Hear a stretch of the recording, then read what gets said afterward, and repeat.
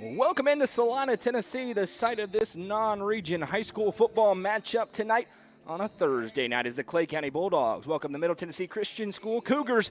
I'm Noah McKay on the call here on the Watson Chevy UCR Media Network. Thrilled to be joined in the Nelson Trophy and Screen Printing broadcast booth by my broadcast partner Jacob Vinson, the lovely Madison McKay producing things for us as we have Thursday night football tonight presented by our friends at the Macon Bank and Trust Company.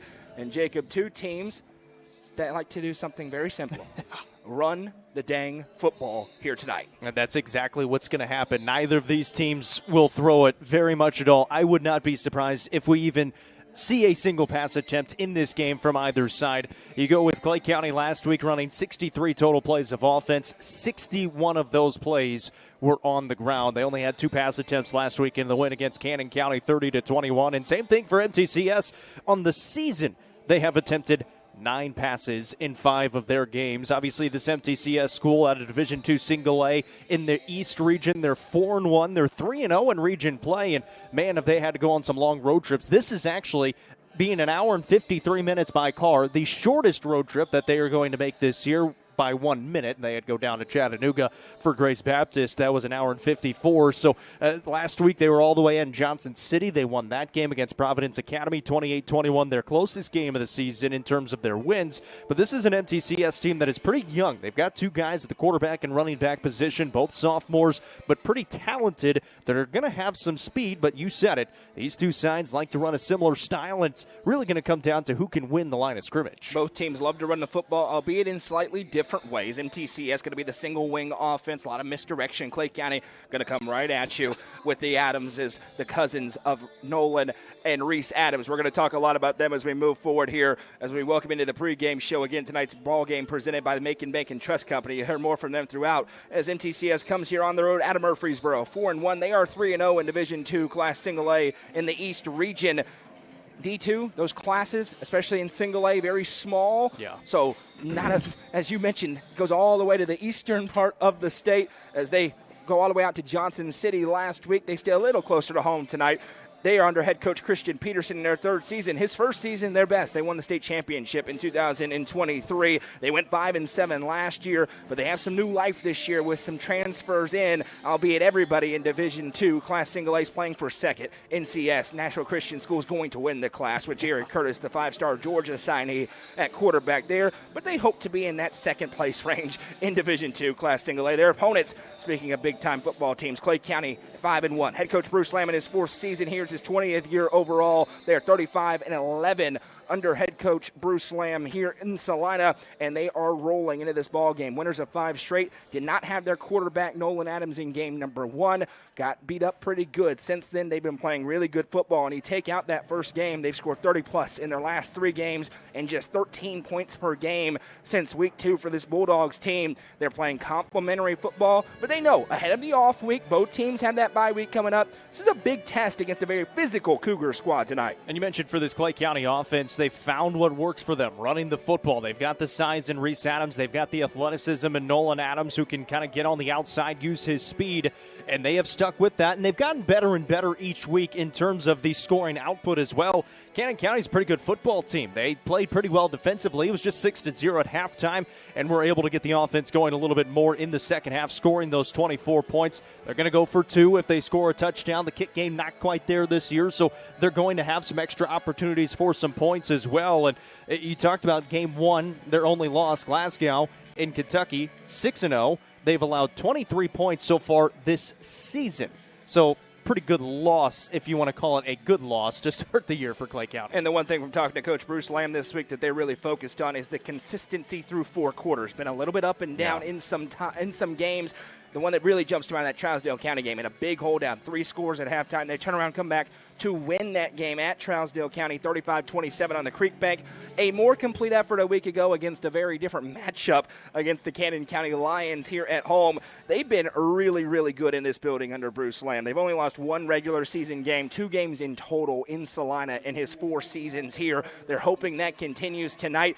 This could be a very fast football game this evening with all the running. MTCS on the road, they have the white jerseys and black pants with orange trim. Clay County in their traditional home black jerseys and pants with gold numbers and letters on the front and the back. This is a great appetizer for a Week 7 slate that features a lot of big games. We'll talk more about that during the Happy Hiller halftime show, and, of course, moving through into tomorrow morning as well. It is a perfect night. It will get a little chilly, as it always does, up here off of Dale Hollow. Temperatures right now in the 70s. It'll feel like 60s. There'll be some jackets out by the end of it. Starting to feel more and more like football weather as we are finally into October. We are zipping through this high school football season. And one other thing for Klay County, Jacob, in this game. Let's call a spade a spade. Last chance they could lose for a long, long time. They're about to roll through district play. That's why they schedule this MTCS game. Want to be playing their best before they get 3 games that they are going to win very handedly. Yeah, and I think you're going to see everything out on the field for this Klay County squad tonight because they don't have school tomorrow. So their week is done after tonight. They're going to leave everything out there. They got fall break next week as well. They got the bye week next week. And it's going to give this Klay County team a chance to reset.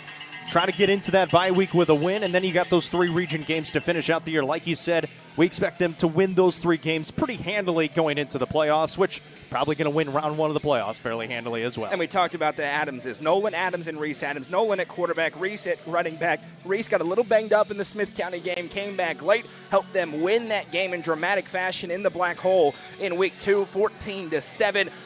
Expect a heavy dosage of 1 and 9 running the football. On the other side for MTCS, you mentioned his name, Ali Bangura, the sophomore running back at 5'7", 152, a transfer out of Laverne alongside the starting quarterback for this team who also transferred out of Laverne, Marlo Nichols. Those two going to run the football a lot, kind of two-headed monsters on both sides as these two teams mirror each other in some ways. MTCS is going to receive the opening kickoff. Yeah, and last week for Klay County, Reese Adams, 30 carries, 181 yards in a score. Nolan Adams, 31 carries, 147 yards in a score as well. And then he mentioned Bangura leads the team at 8.8 yards per carry, 8 touchdowns on the season through 5 games. Bulldogs going to kick from left to right on your screen as we're set for Thursday night action here in the northern part of the Upper Cumberland.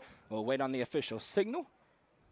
Lead official tonight, Keith Dyer, one of the best in the business. He stands on the goal line, puts a hand up, blows the whistle, and let's get it on a Thursday night in Salina. Low squibber going to be fielded cleanly on the 40-yard line. A hard hit and then taken down. A return of 4 yards for Austin Golden.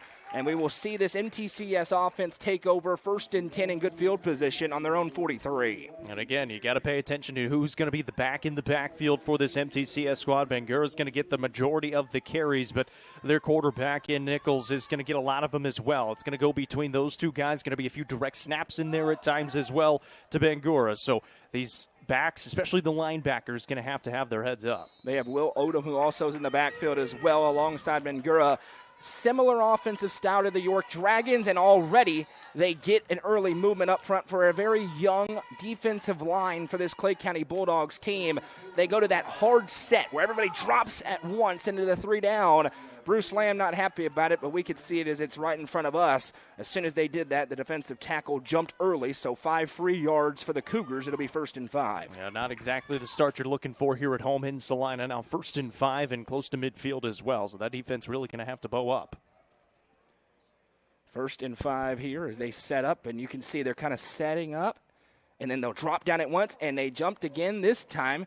No flag. They're going to snap it quickly. Bangura, he stood up and now bounces to his left. A patient runner gets forward for a couple. It'll be 2nd down and 3, but I know that's something this coaching staff will be working on.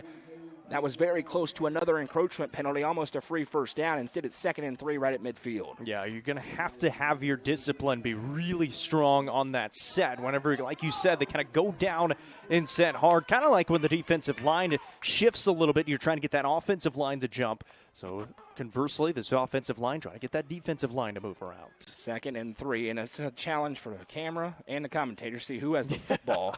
As we move forward, snap taken, dropping back to pass. Well, there's one. Takeoff route deep downfield, way overthrown, and it was nearly intercepted. That was well guarded on the back end by Waylon Cherry, a senior multi-sport athlete. It'll bring up a 3rd down and 3, and they bring in Marlo Nichols. We mentioned Odom in the backfield as well. He can kind of carry it. Nichols does have the arm.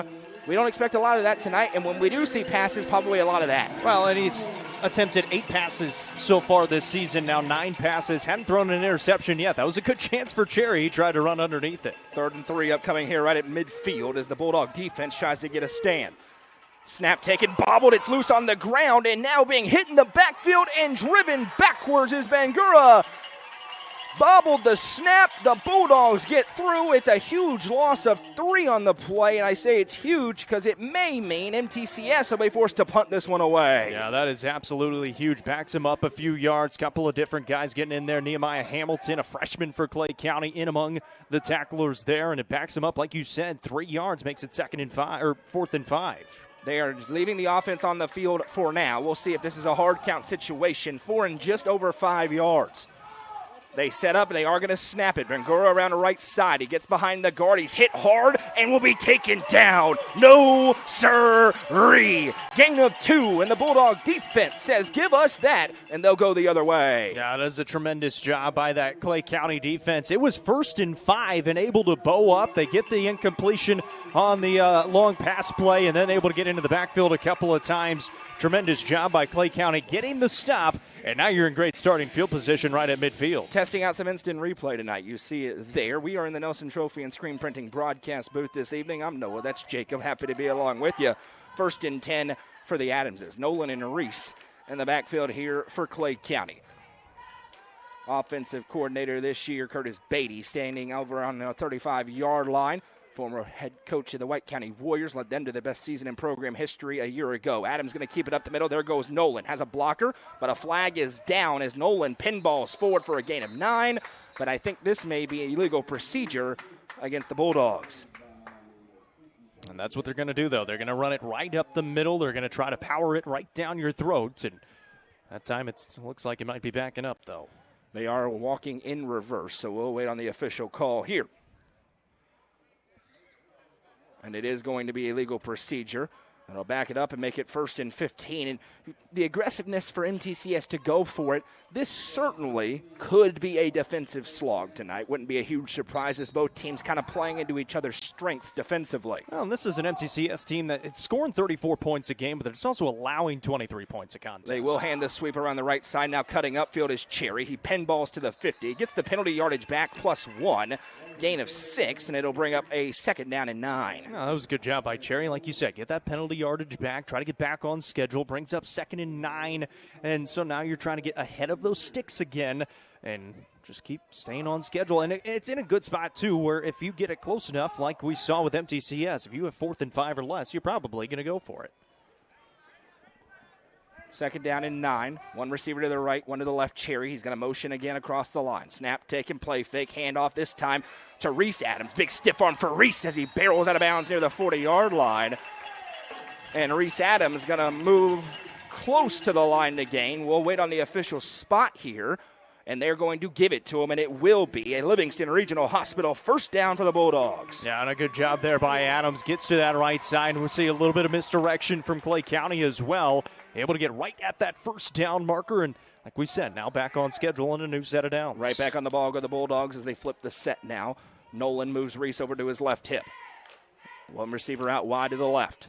Motion man across.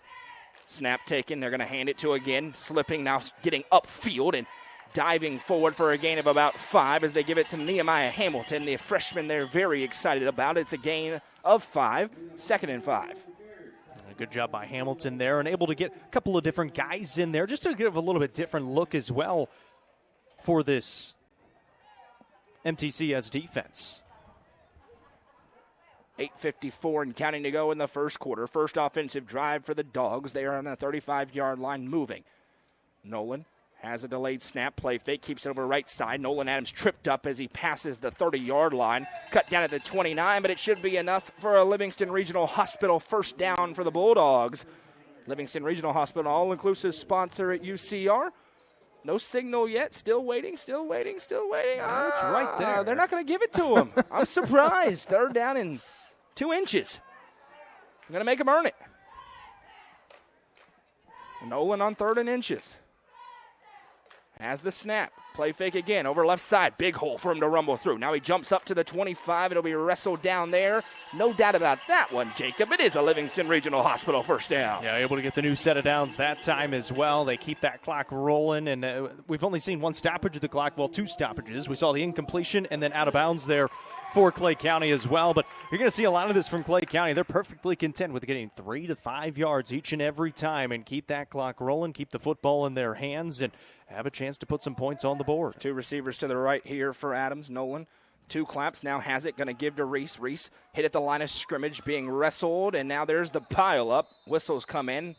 Got to about the 22-yard line, a gain of a couple, as we go under 7:45 to play in the opening quarter. That's one thing MTCS does have. They have a couple of run stuffers there right up the middle, and namely Roy Culberson. He's 6'2". He's just a sophomore. Again, it's an MTCS team that the whole way through the roster, a lot of sophomores and juniors on this squad, but he's right up there in the middle. You got to be able to move him around a little bit if you're going to get some push up there. 2nd and 8 for the Dogs. Adams calls for and has the snap. Going to keep it himself. Nolan hit immediately and will be wrestled down right there. Ready for it was Jackson Piercy, the senior at 6'3", 220. Biggest kid on the field athletically for this MTCS squad.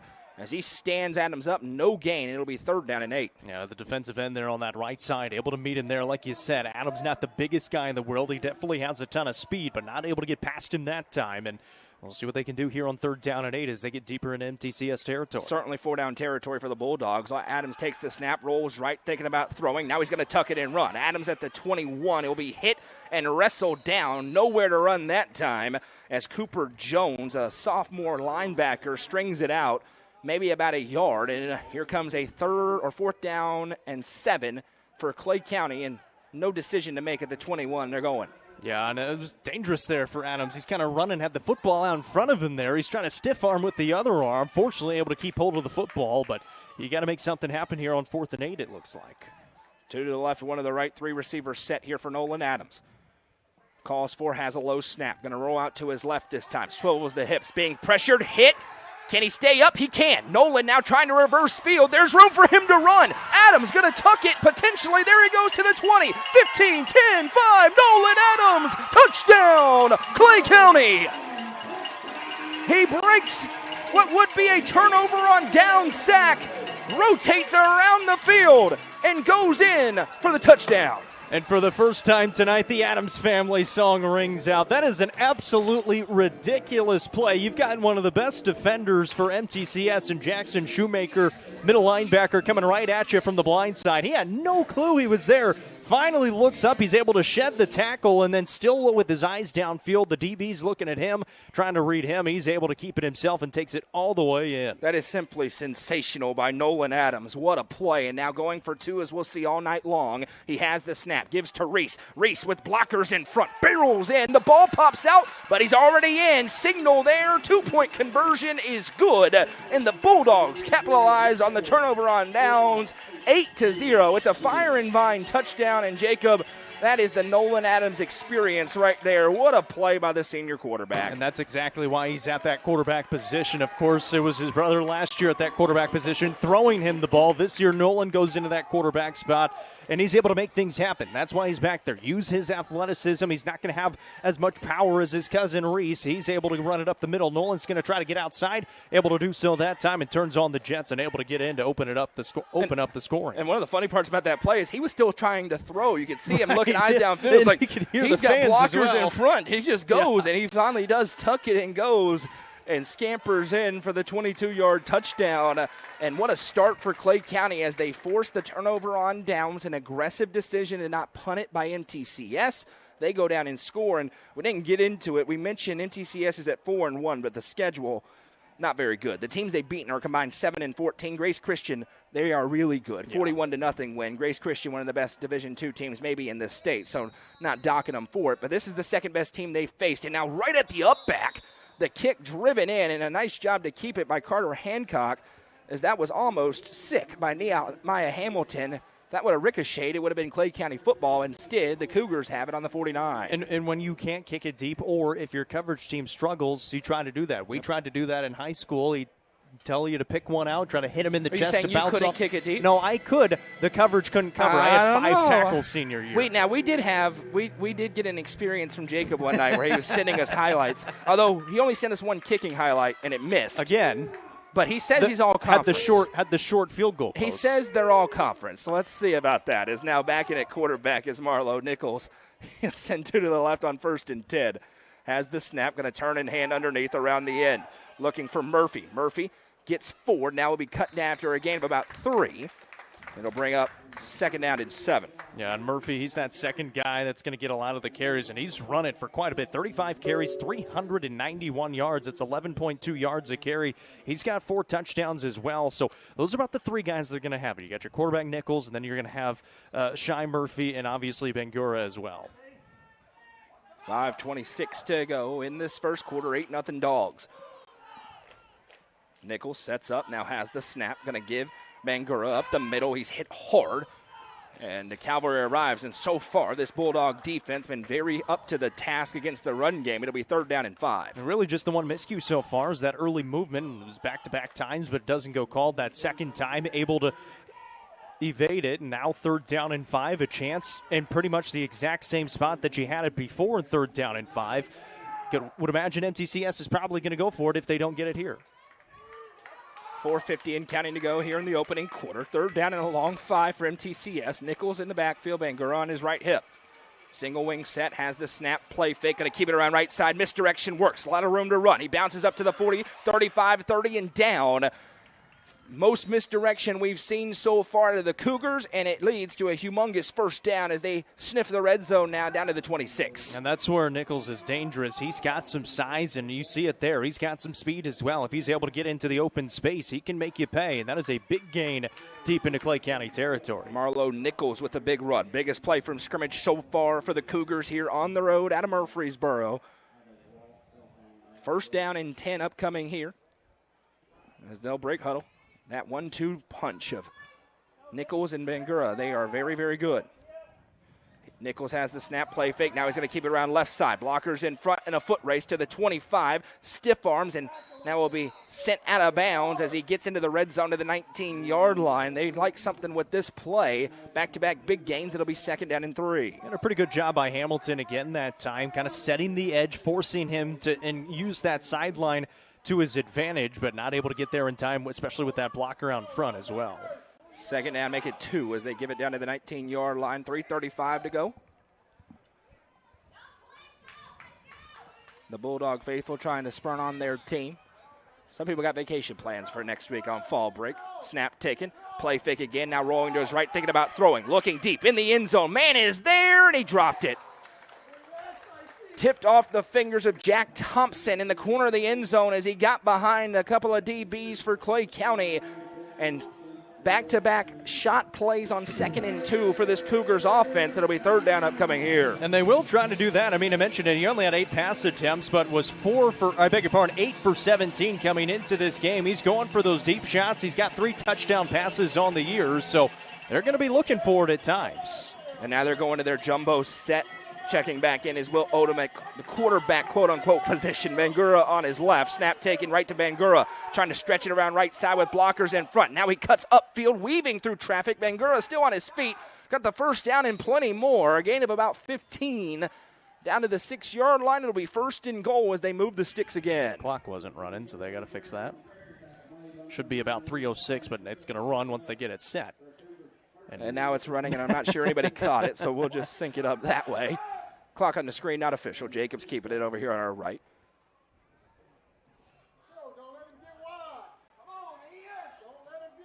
And now they shift everybody but the center to flip the set here. Trying to keep the defense off balance. Nichols back at quarterback, takes the snap. Going to keep it around right side. Nichols hitting the backfield. Breaks a tackle, though, at the 5. Now it's popped and driven down. And he will be just short of the goal line. That was a really nice move by Marlo Nichols to get away. It's 2nd and goal upcoming here from the 1. Yeah, and that was a good job. He did get hit in the backfield, like you said, able to make a nice move, gets up the field, and then he did take a pretty good shot, and then Klay County keeps him in bounds, so that clock continues to run as well. Possessions will be at a premium tonight, all the way down to 2:25 to go in the first quarter as these two teams run the football. They shift everybody again. Setting up in the backfield, Bangura bobbles another snaps on the ground. He's able to fall on it. Both negative plays offensively for MTCS have been that, unable to handle the snap. That is a big play as it makes it 3rd and goal back at the 4. Yeah, that's huge for Klay County. You're able to get into the backfield that time, and you said it too, the bobbled snap, able to get back there and force the issue. Now you can maybe send a little bit of pressure and try to get there in time and see if you can't get the football into your hands. 3rd and goal from the 4. Nichols back in there. And they shift everybody again, and Klay County motions to adjust to it. Odom on the left, snap taken, bobbled snap again. This time Nichols going to keep it around left side, hit and crunched, down. No gain on the play. 4th and goal from the 4, and the Bulldogs trying to get a huge stop deep in the red zone. Yeah, that was a really good job again. Hamilton's done a great job. He's playing this quarterback spot on this far side, near side, and the freshman been able to get in on a lot of tackles, gets in there that time, and a couple of other Bulldog defenders in there as well. And they're going to that kind of quarterback sweep play, student body right and left with Nichols, and this time much more prepared for it was Klay County as we go to a minute to play here in the first quarter. Bulldogs lead 8-0. 4th and goal from the 4-yard line. Bangura on the right of Nichols. He takes the snap. Going to keep it around right side. Going to fire it into the flat. Receivers there. Makes the catch. Touchdown. Middle Tennessee Christian as Ali Bangura out of the backfield leaks out and gets in for 6. Yeah, that was a really good job. Angura's just sitting right there the whole time and just leaks into the end zone. Klay County doesn't pick him up as he comes out of the backfield, and an easy pitch and catch for 6, and a huge answer there for the Cougars of MTCS, and they're going to just trot out there for the extra point. Not chasing points are the Cougars. They are going to attempt the extra point. Ali Bangura, we figured we'd say his name a lot tonight. He is able to make the catch there. Caden Lindstead on to kick it. He was very good in warm-ups. The hold is down, the kick is up, and the kick is good. 43 seconds to go here in the first quarter. It is 8-7. Klay County out in front, and the Bulldogs about to get the football back when we come back. Don't go anywhere.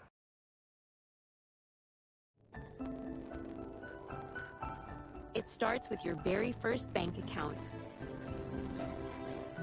Grows as you earn your first paycheck.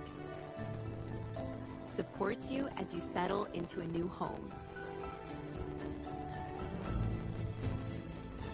And stays with you through your golden years. Lifetime checking. One account, every chapter.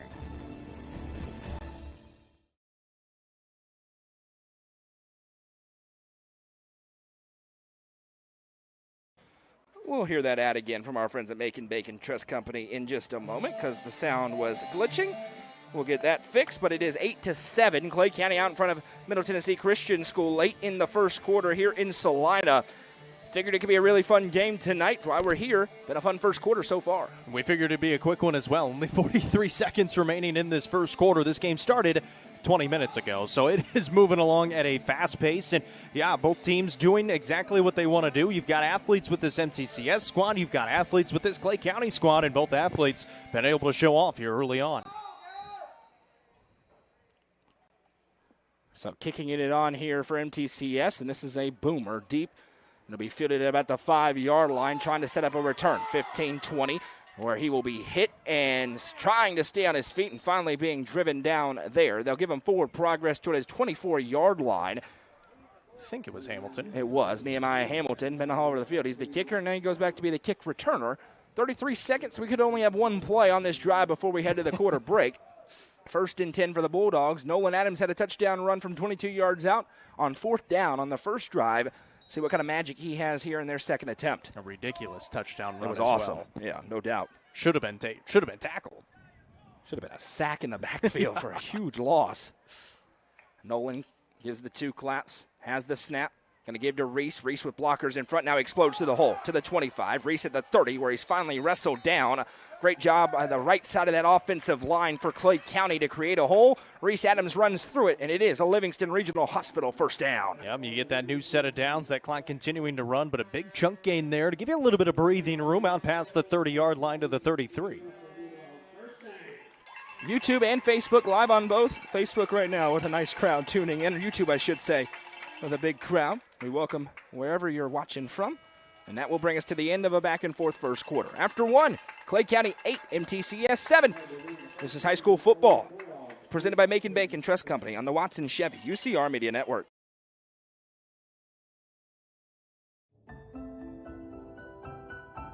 It starts with your very first bank account. Grows as you earn your first paycheck. Supports you as you settle into a new home.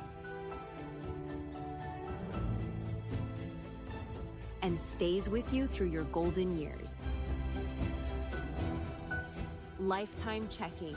One account, every chapter. Mayberry's Furniture has been family-owned and operated since 1946 and is now serving the Upper Cumberland with locations in both Crossville and Cookeville, offering the largest array of solid wood furniture and mattresses in the area. They also provide a best price guarantee and in-house service and delivery. Stop into their 15,000 square foot showroom at 1020 South Willow Avenue in Cookeville to see their selection of Amish solid wood, flex steel, Tempur-Pedic, Sealy Posturepedic, and much more today. Mayberry's Furniture is proud to be the presenting sponsor of the high school football game of the week on the UCR Media Network. Welcome back. It's 8-7. Klay County out in front of MTCS here. We're in the Nelson Trophy and Screen Printing broadcast booth. I'm Noah McKay. That's Jacob Vincent. Happy to be along with you today. First and 10 for the Bulldogs. Nolan Adams has the snap, trying to keep it around left side. Adams breaks an arm tackle, still on his feet before finally being grabbed and wrestled down. Looked like a face mask, but we don't have a call in. Eric Bowling, a senior outside linebacker, got a hold of Adams, and they'll say it was clean, so 2nd and 5 upcoming here. I couldn't tell if the arm just kind of came across the face mask. I couldn't tell if he actually got it hooked or not, but sure looked like the hand was in the area of the face mask. Either way, good gain on first down to set up 2nd down and 5. 2nd down and 5 upcoming here. Adams surveys and claps and has the snap. Puts it in the belly on the power read. Hands to Reese Adams around the right side. Accelerates with a ton of speed. Dives forward. And it will be a Livingston Regional Hospital first down. Gain of 9 for Reese Adams. Yeah, that's a great job there by Adams. You said it on the option as well. Nolan can keep it if he wants to. And that's got to be so tough against opposing defenses where Nolan can keep that and run it right up the middle. He's watching that edge. Just gives it to Reese. And Reese is able to get the first down anyways. Join us during halftime. We will have a live taping, a.k.a. live show, of UC Game Day morning. It's going to be, we'll repost it tomorrow at 9 a.m., but we're going to film and talk about all of tomorrow night's games. That's at halftime coming up. Snap taken here. They're going to run the same play the other way. Now Nolan keeps it himself. There he goes. 40, 35-30, 25-20. Steps near the out-of-bounds line. Jumps back inside and finally taken down at the 2-yard line. Nolan Adams with a gain of 50 and a Livingston Regional Hospital first down. And how about that cut as well? Turns on the Jets and tried to cut it back up the field as he got closer to the goal line, but it sets it up 1st and goal anyways from the 2. Into the Swallows Insurance red zone goes Klay County. 10.5 to go in half number 1. Nolan Adams with 2 explosive runs so far, showing off the speed. 1st and goal. Adams. That's going to have the snap, but get a yard. They're going to get a yard because one of the defensive ends for MTCS jumped early. As Klay County has that 2 claps, then a pause before the snap comes in. It'll be half the distance to the goal and make it 1st and goal from the 1. How bored do you think Cole Eads gets? He gets a couple of targets where he gets to run down there again. But he's a great defender as well. Absolutely. He had a couple of interceptions last week. He is standing out on an island right now. And I bet it's not a pass. Snap taken. Handoff goes to Reese Adams. And Reese Adams into the end zone. Touchdown, Klay County. Cue up the Adams family here in Salina. It's a Fire and Vine touchdown, and because MTCS didn't chase points, the Bulldogs can take a 2-possession lead if they convert this 2-point conversion. Like we said in the pregame, they're not going to kick it unless they absolutely have to, and so they're going to go for 2 each time, and you said it, a chance to go up by 2 scores now if they're able to get it here. Nolan has the snap, gives to Reese, up the middle, pushing forward. This is close. It's good. He's in for 2. That's a big 2. A 9-point advantage for Klay County. We'll take a quick break and come right back. You're watching Klay County football presented by Macon Bacon Trust Company on the Watson Chevy UCR Media Network. Watson Chevrolet is proud to present the area's best selection of new and pre-owned cars, trucks, and SUVs. Watson Chevy's staff of experts are ready to get you into your next vehicle with unmatched service and knowledge. Stop in at 2350 Cookeville Highway and get your vehicle serviced by their highly trained professionals. Right now, you can save money on oil changes, regular maintenance, and battery installation. And remember, don't buy till you see Jason Fye. Watson Chevy is proud to be the presenting sponsor of the UCR Media Network. Welcome back. Klay County's offense here to play. 2 drives, 2 touchdowns. 1 touchdown run for Reese Adams, 1 for Nolan Adams. Nolan rapidly approaching 100 yards rushing already in this ball game. 10:06 to go in the first half. and Klay County leads 16-7. About exactly what we expected. 2 methodical drives. They're going to rip off big plays if they have them. If the holes are there, you're going to have Nolan Adams hit them. And then Reese Adams, he's going to be your power guy. He's going to be able to power it in, does so right there on that 2-point conversion. And about as advertised and about what we expected coming into this contest. Can Klay County come up with a stop here? And Hamilton is going to try and boot it deep. It's kicked and fielded at the 25-yard line, breaking a tackle. Ball pops out, but it's out of bounds. A break for MTCS as the return man went for a little mini hurdle, and Shy Murphy had that football pop out of his arms, but it will be 1st and 10 for the Cougars on the 43-yard line. Yeah, and he actually lost a couple of yards as well. He went out of bounds at about the 45, but it got poked out and goes backwards a couple of yards. So lose a couple of yards on that. Good job by Klay County getting a hand of the football, and this is the best starting field position for the Klay County defense so far in the 2 drives that they've been out there. 1st and 10 here from the 43-yard line. Bangura in the backfield. This is likely where he's going to get it. Odom's on his right. He acts as a lead blocker. That's exactly what's happening. Bangura puts a foot in the ground, spins away, though, and now reverses field. There goes Ollie Bangura. Stutter step and will be cut down. Nolan Adams able to get the shoestring tackle, but Bangura showing off why he's so highly touted on the run of 15. And that's where it's really nice to have a Nolan Adams in that secondary with a ton of speed as well. Obviously, he was known for being a very good defender in the last few years, very good receiver last year too. So we know he has speed, and he had to use it that time to get that shoestring tackle. 1st and 10 from the 41 upcoming here. 9.5 and counting to play in this first half. Klay County leads 16-7 on their home field. Both offenses in rhythm right now. Bangura stays in the backfield. Heavy set on the left side of the line. Snap taken, going to hand underneath on the belly play, and now driving forward. Klay County not fooled on that misdirection, a gain of about 3. It'll be 2nd and 7 from the 39. And a good job by that Klay County defense. Again, you're going to have to stay disciplined all game long, and any lacks that you have is when they can rip off a big play, able to stuff it that time and hold them to a limited gain. And I'm just amazed that you don't see even more of Marlo Nichols. He is such a weapon in the backfield. It kind of telegraphs what's happening when he's not out there. But it's working for MTCS. Bangura sets up, and that's going to be a false start as they go with that quick movement, but more of a jump that time, and this will back him up 5 yards. Big call to make it 2nd and 12. Yeah, that one's huge, and it was that left side of the line after that first set that kind of all started to turn like they were going to start the play. Didn't realize they were going on 2, so this is going to back him up those 5 yards, and now this Klay County defense can kind of pin their ears back a little bit. 2nd and 12, back at the 42-yard line. Still Bangura as they shift the set over to the right side. Odom on his right. Bangura going to keep it around right side. Tries to reverse again. This time, Klay County ready for it. They'll wrestle him down. Gets to the 40-yard line. 3rd down and 8 upcoming in 4-down territory for the Cougars as we near 8 to play here in this second quarter. And if you're Klay County, this could be a big opportunity to get a stop and go score. And if you're able to do that, you're getting the football at a halftime as well. And I say that, yeah, I know there's 8 minutes. They most likely would take up that 8 minutes if they're able to get a stop. 3rd down and 8, huge play here, and it is Marlo Nichols back into the quarterback position. At 6 foot 150, he looks bigger than 6 feet out there right now.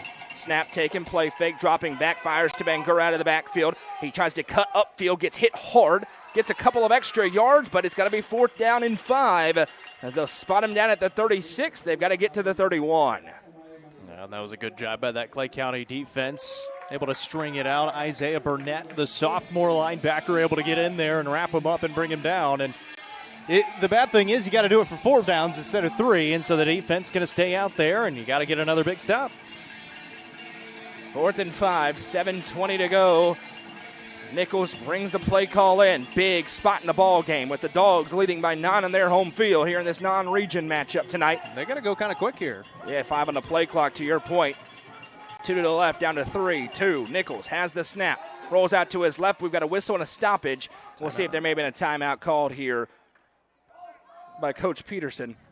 And there was, as Christian Peterson burns his first timeout in a big spot before 4th and 5. And really not a whole lot of resistance given to the Klay County offense so far by MTCS. So they got some pressure to go score for score here. They got to find a way to convert if they want a chance in this one. Well, especially being down 2 scores now. Like you said, not wanting to chase points, sticking to what you want to do, but Klay County's going to go for 2 every single time. So if they're going to get it every single time, it's going to make it that much more difficult. So for MTCS, you almost feel like you have to go score on this drive. You have to get a conversion here. So you're trying to think about it, come up with one of your best plays, and heck, 7 minutes left. You're not going to have a whole lot more time to use timeout, so a good spot to use a timeout there, especially with that play clock running down.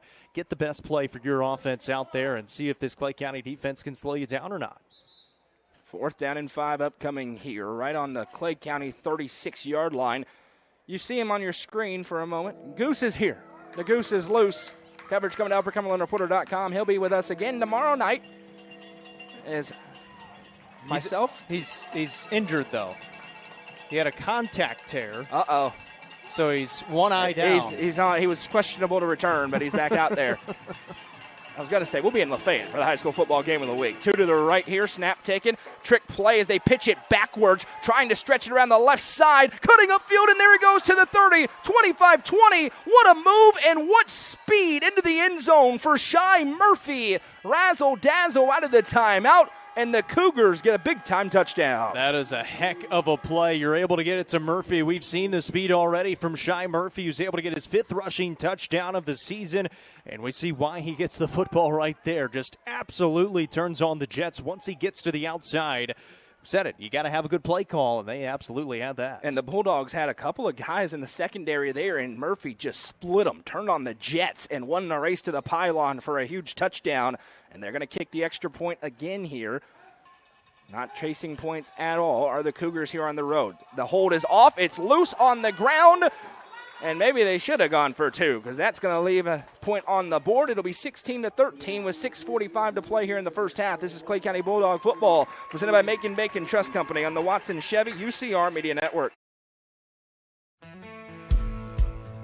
Let the bidding begin. It's time for the show, and you know it's gonna go high. There's a buzz in the air, and people come from everywhere to hear the auctioneer cry. The sound of the gavel never gets old when you hear an EJ say so. Live or online, we handle auctions of any kind. Call Aminette's Eagle Auction at 526-5335, where we soar higher. Tee-Up is the Upper Cumberland's best indoor golfing experience. With 3 state-of-the-art golf simulators, you can work on some of the world's best courses, all in the comfort of their climate-controlled facility. Want to know where you can improve? See everything from club speed to spin rate in seconds. They also have plenty of other games to enjoy time with friends. Conveniently located at 141 4th Street in Baxter. Stop in. Visit them online at teupgolfclub.com or call them at 931-559-GOLF to reserve your simulator today. Tee-Up is proud to support this broadcast on the UCR Media Network.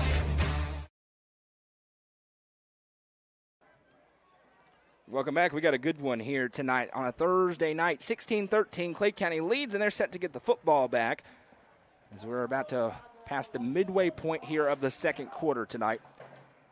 Shy Murphy with a huge touchdown on 4th and 5. They go with a reverse, and it works as he has tons of speed. They got to get him the football a lot with that amount of speed that he has. Yeah, absolutely. But the good thing is, I guess the positive thing is they missed the extra point, or they weren't even able to kick the extra point. It was a bad snap. Holder wasn't able to get it up there in time. So if Klay County is able to go and score, no matter what, they're going to have a 2-score lead, and we'll see how much time they can take off the clock in the process.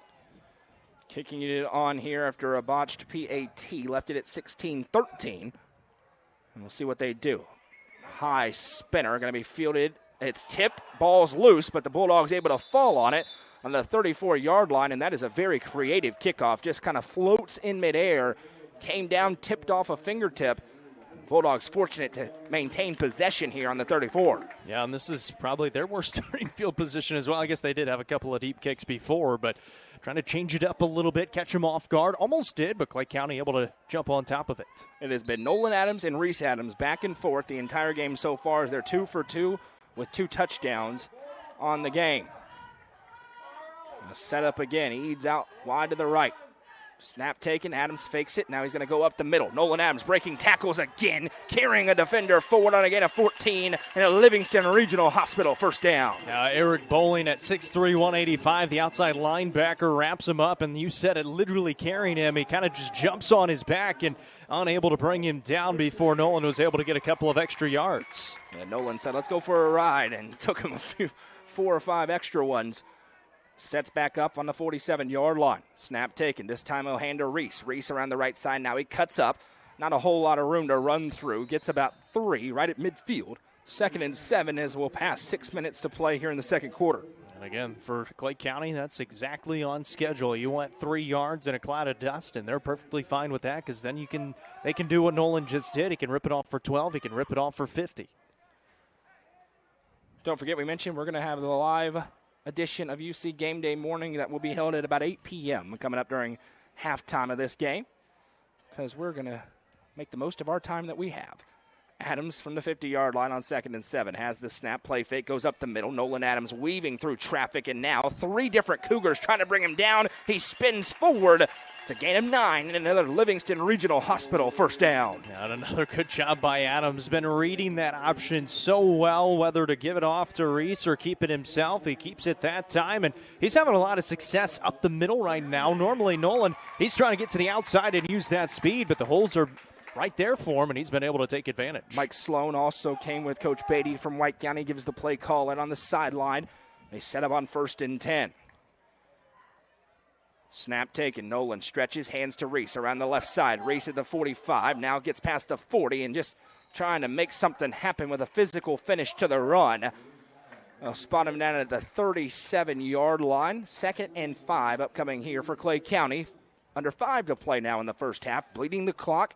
Moving down the field methodically. And it's a simple approach for Klay County, but they do it so well. They've got the size on that offensive line. They know where they're supposed to be, and especially when you're going up against another single-A opponent, it's going to be a little bit easier to do, and they do it a great job. Snap taken.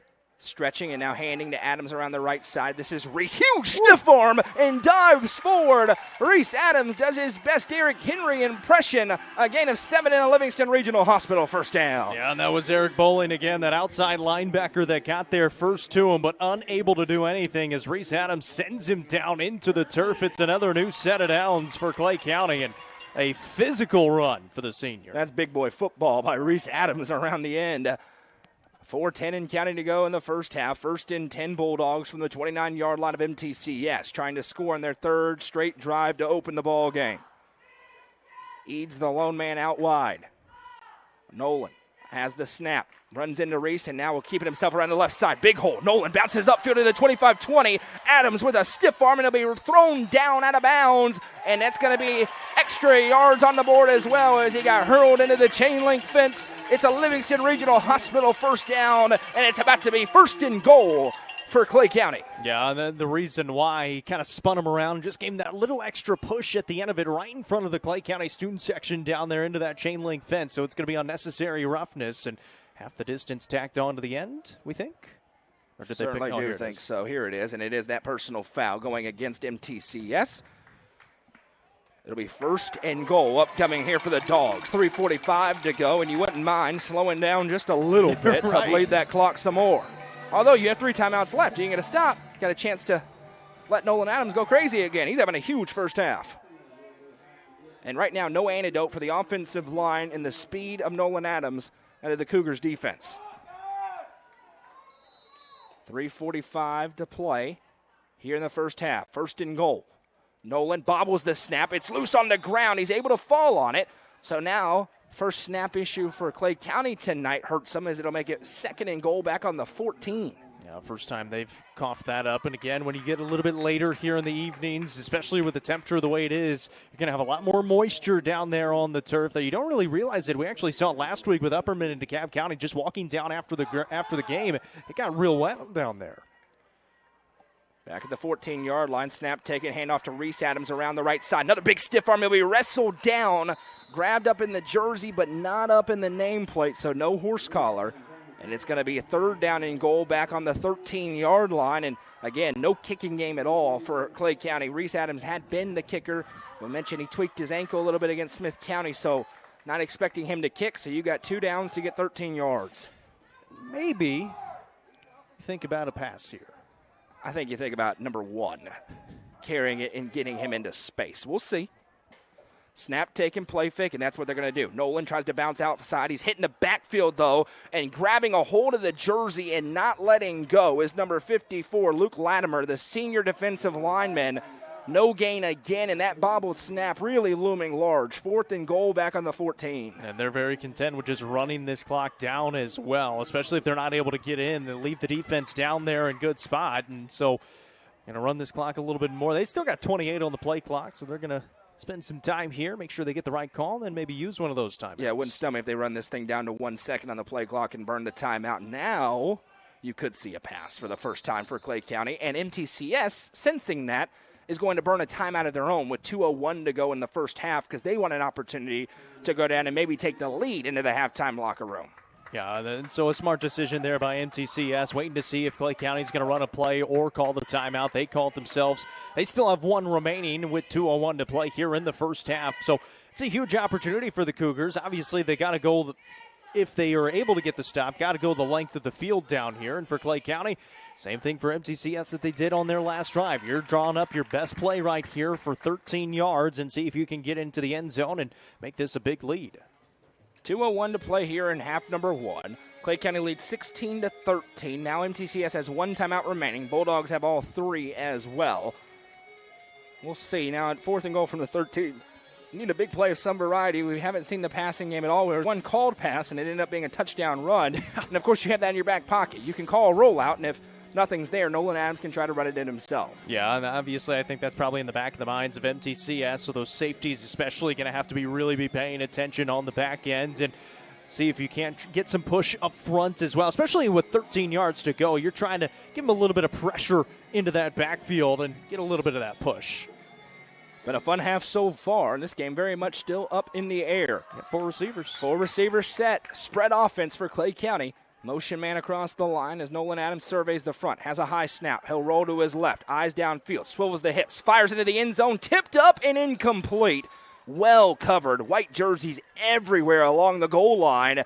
And bad snap. Couple of negative runs leads to the first empty possession so far today for Klay County as it'll go the other way to MTCS, albeit way back in their own end on the 14-yard line. Yeah, I'm looking for Cole Leeds and Fletcher Strong who were in the area there. It was just a little bit behind the intended target, which gave the opportunity for the DB just to get a piece of it to tip it up in the air. So they get the stop on 4th down, 1:53 remaining here in this first half. And for MTCS, kind of feels like you have to go score because Klay County's going to get the football to start the second. And they are going to go with Nichols at quarterback. Not a surprise there. He takes the snap, drops back to pass, fires, and it's nearly picked, but incomplete.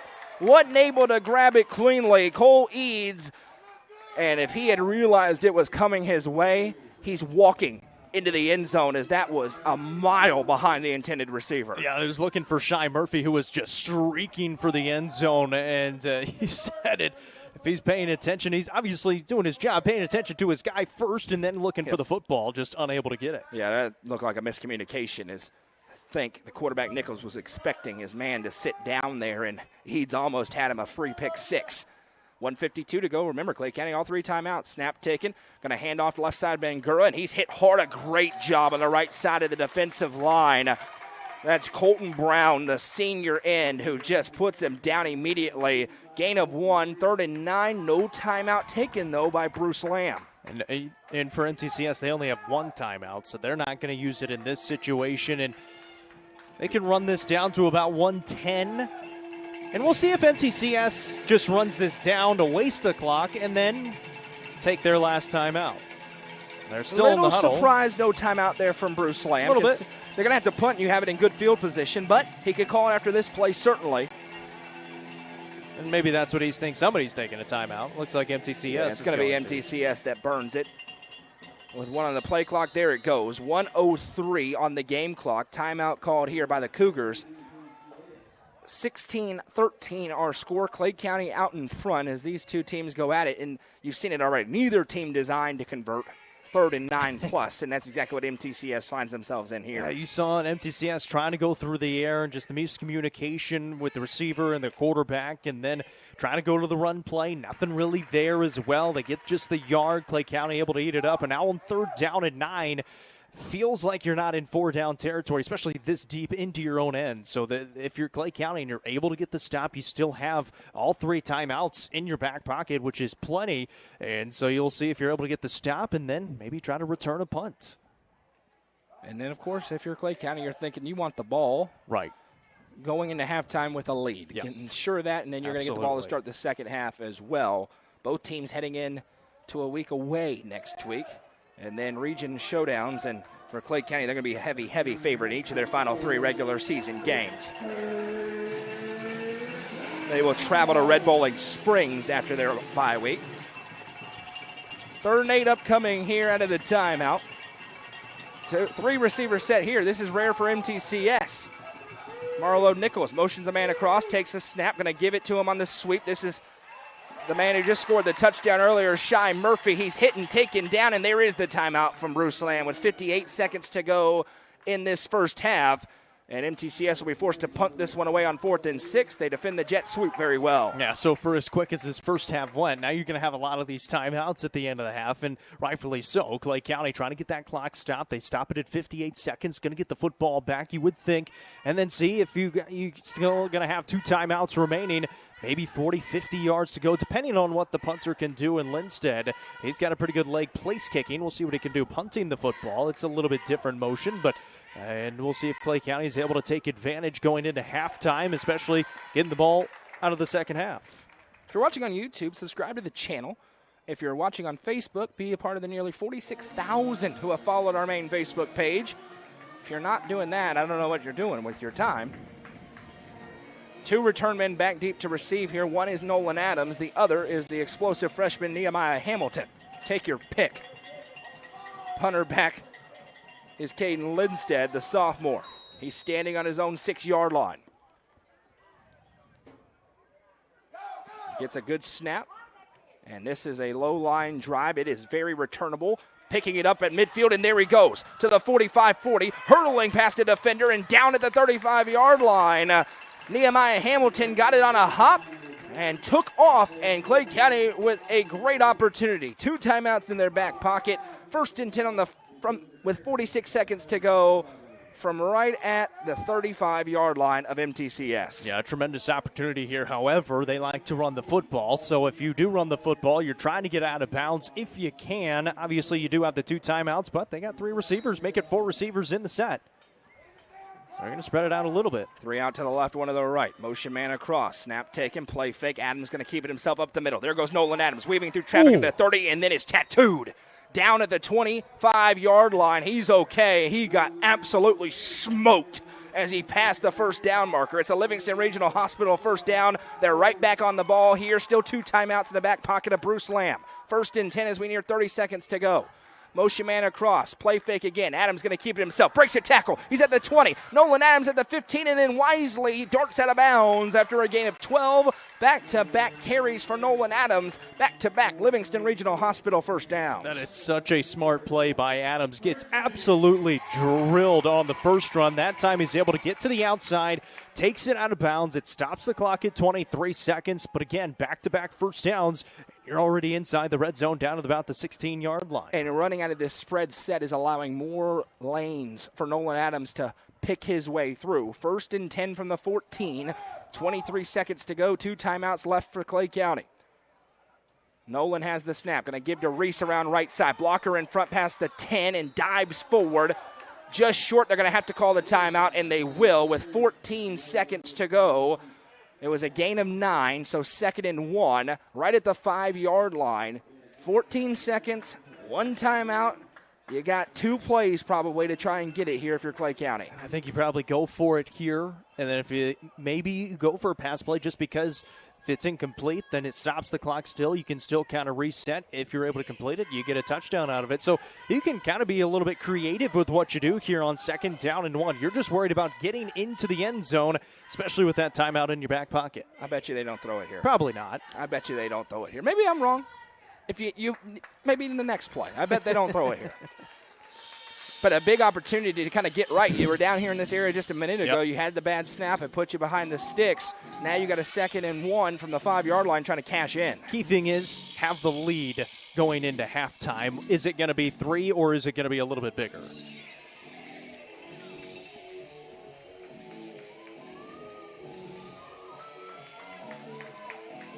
Tonight's game is presented by our friends at the Macon Bank and Trust Company. We're so appreciative of their sponsorship. Reese Adams going to be on the left of Nolan Adams. Jumbo set in. He's the lone receiver.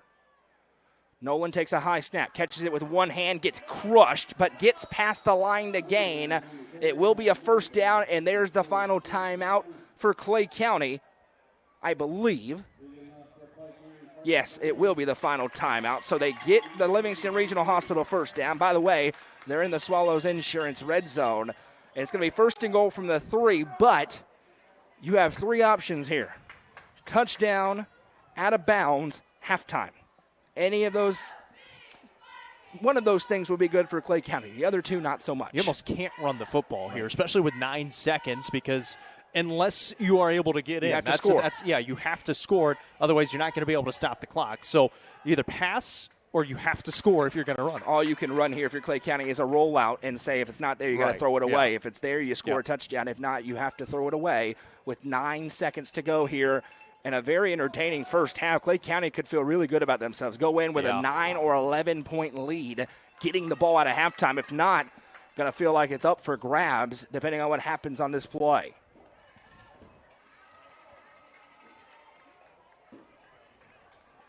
One receiver out to the right here. 9 seconds to go in the first half. No timeouts remaining for either team. Reese Adams on the left of Nolan. Nolan has the 2 claps, has the snap. He's going to give to Reese over right side. Reese dives forward, and he's in. Touchdown, Klay County. They do run it, and they do score it.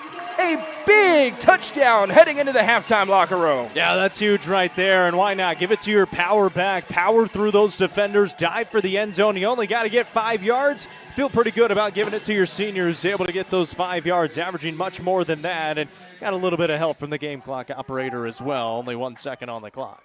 2nd touchdown for Reese Adams in the ball game so far, and they will go for 2. Snap taken. Nolan going to keep it around right side. He pinballs forward. Is he in? No. They'll say the 2-point conversion's no good. First one they've missed so far in this game. If you're Klay County, I actually think you'd rather have it be 0 seconds on the clock because now they have to kick it away. They run on 1st and goal with 9 seconds to go, and Reese Adams cashes in.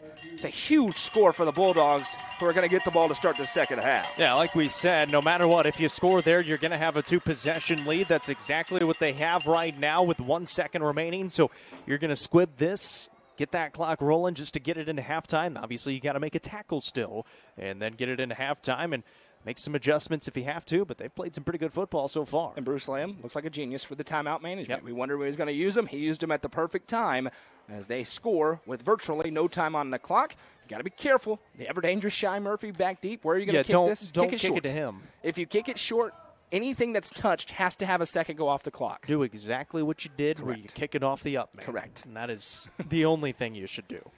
As long Just as make it's sure in the you hit field of him. play and touched, a second will run off the clock. Yeah. So we'll see what Hamilton does with this one as he sets it up on the 40.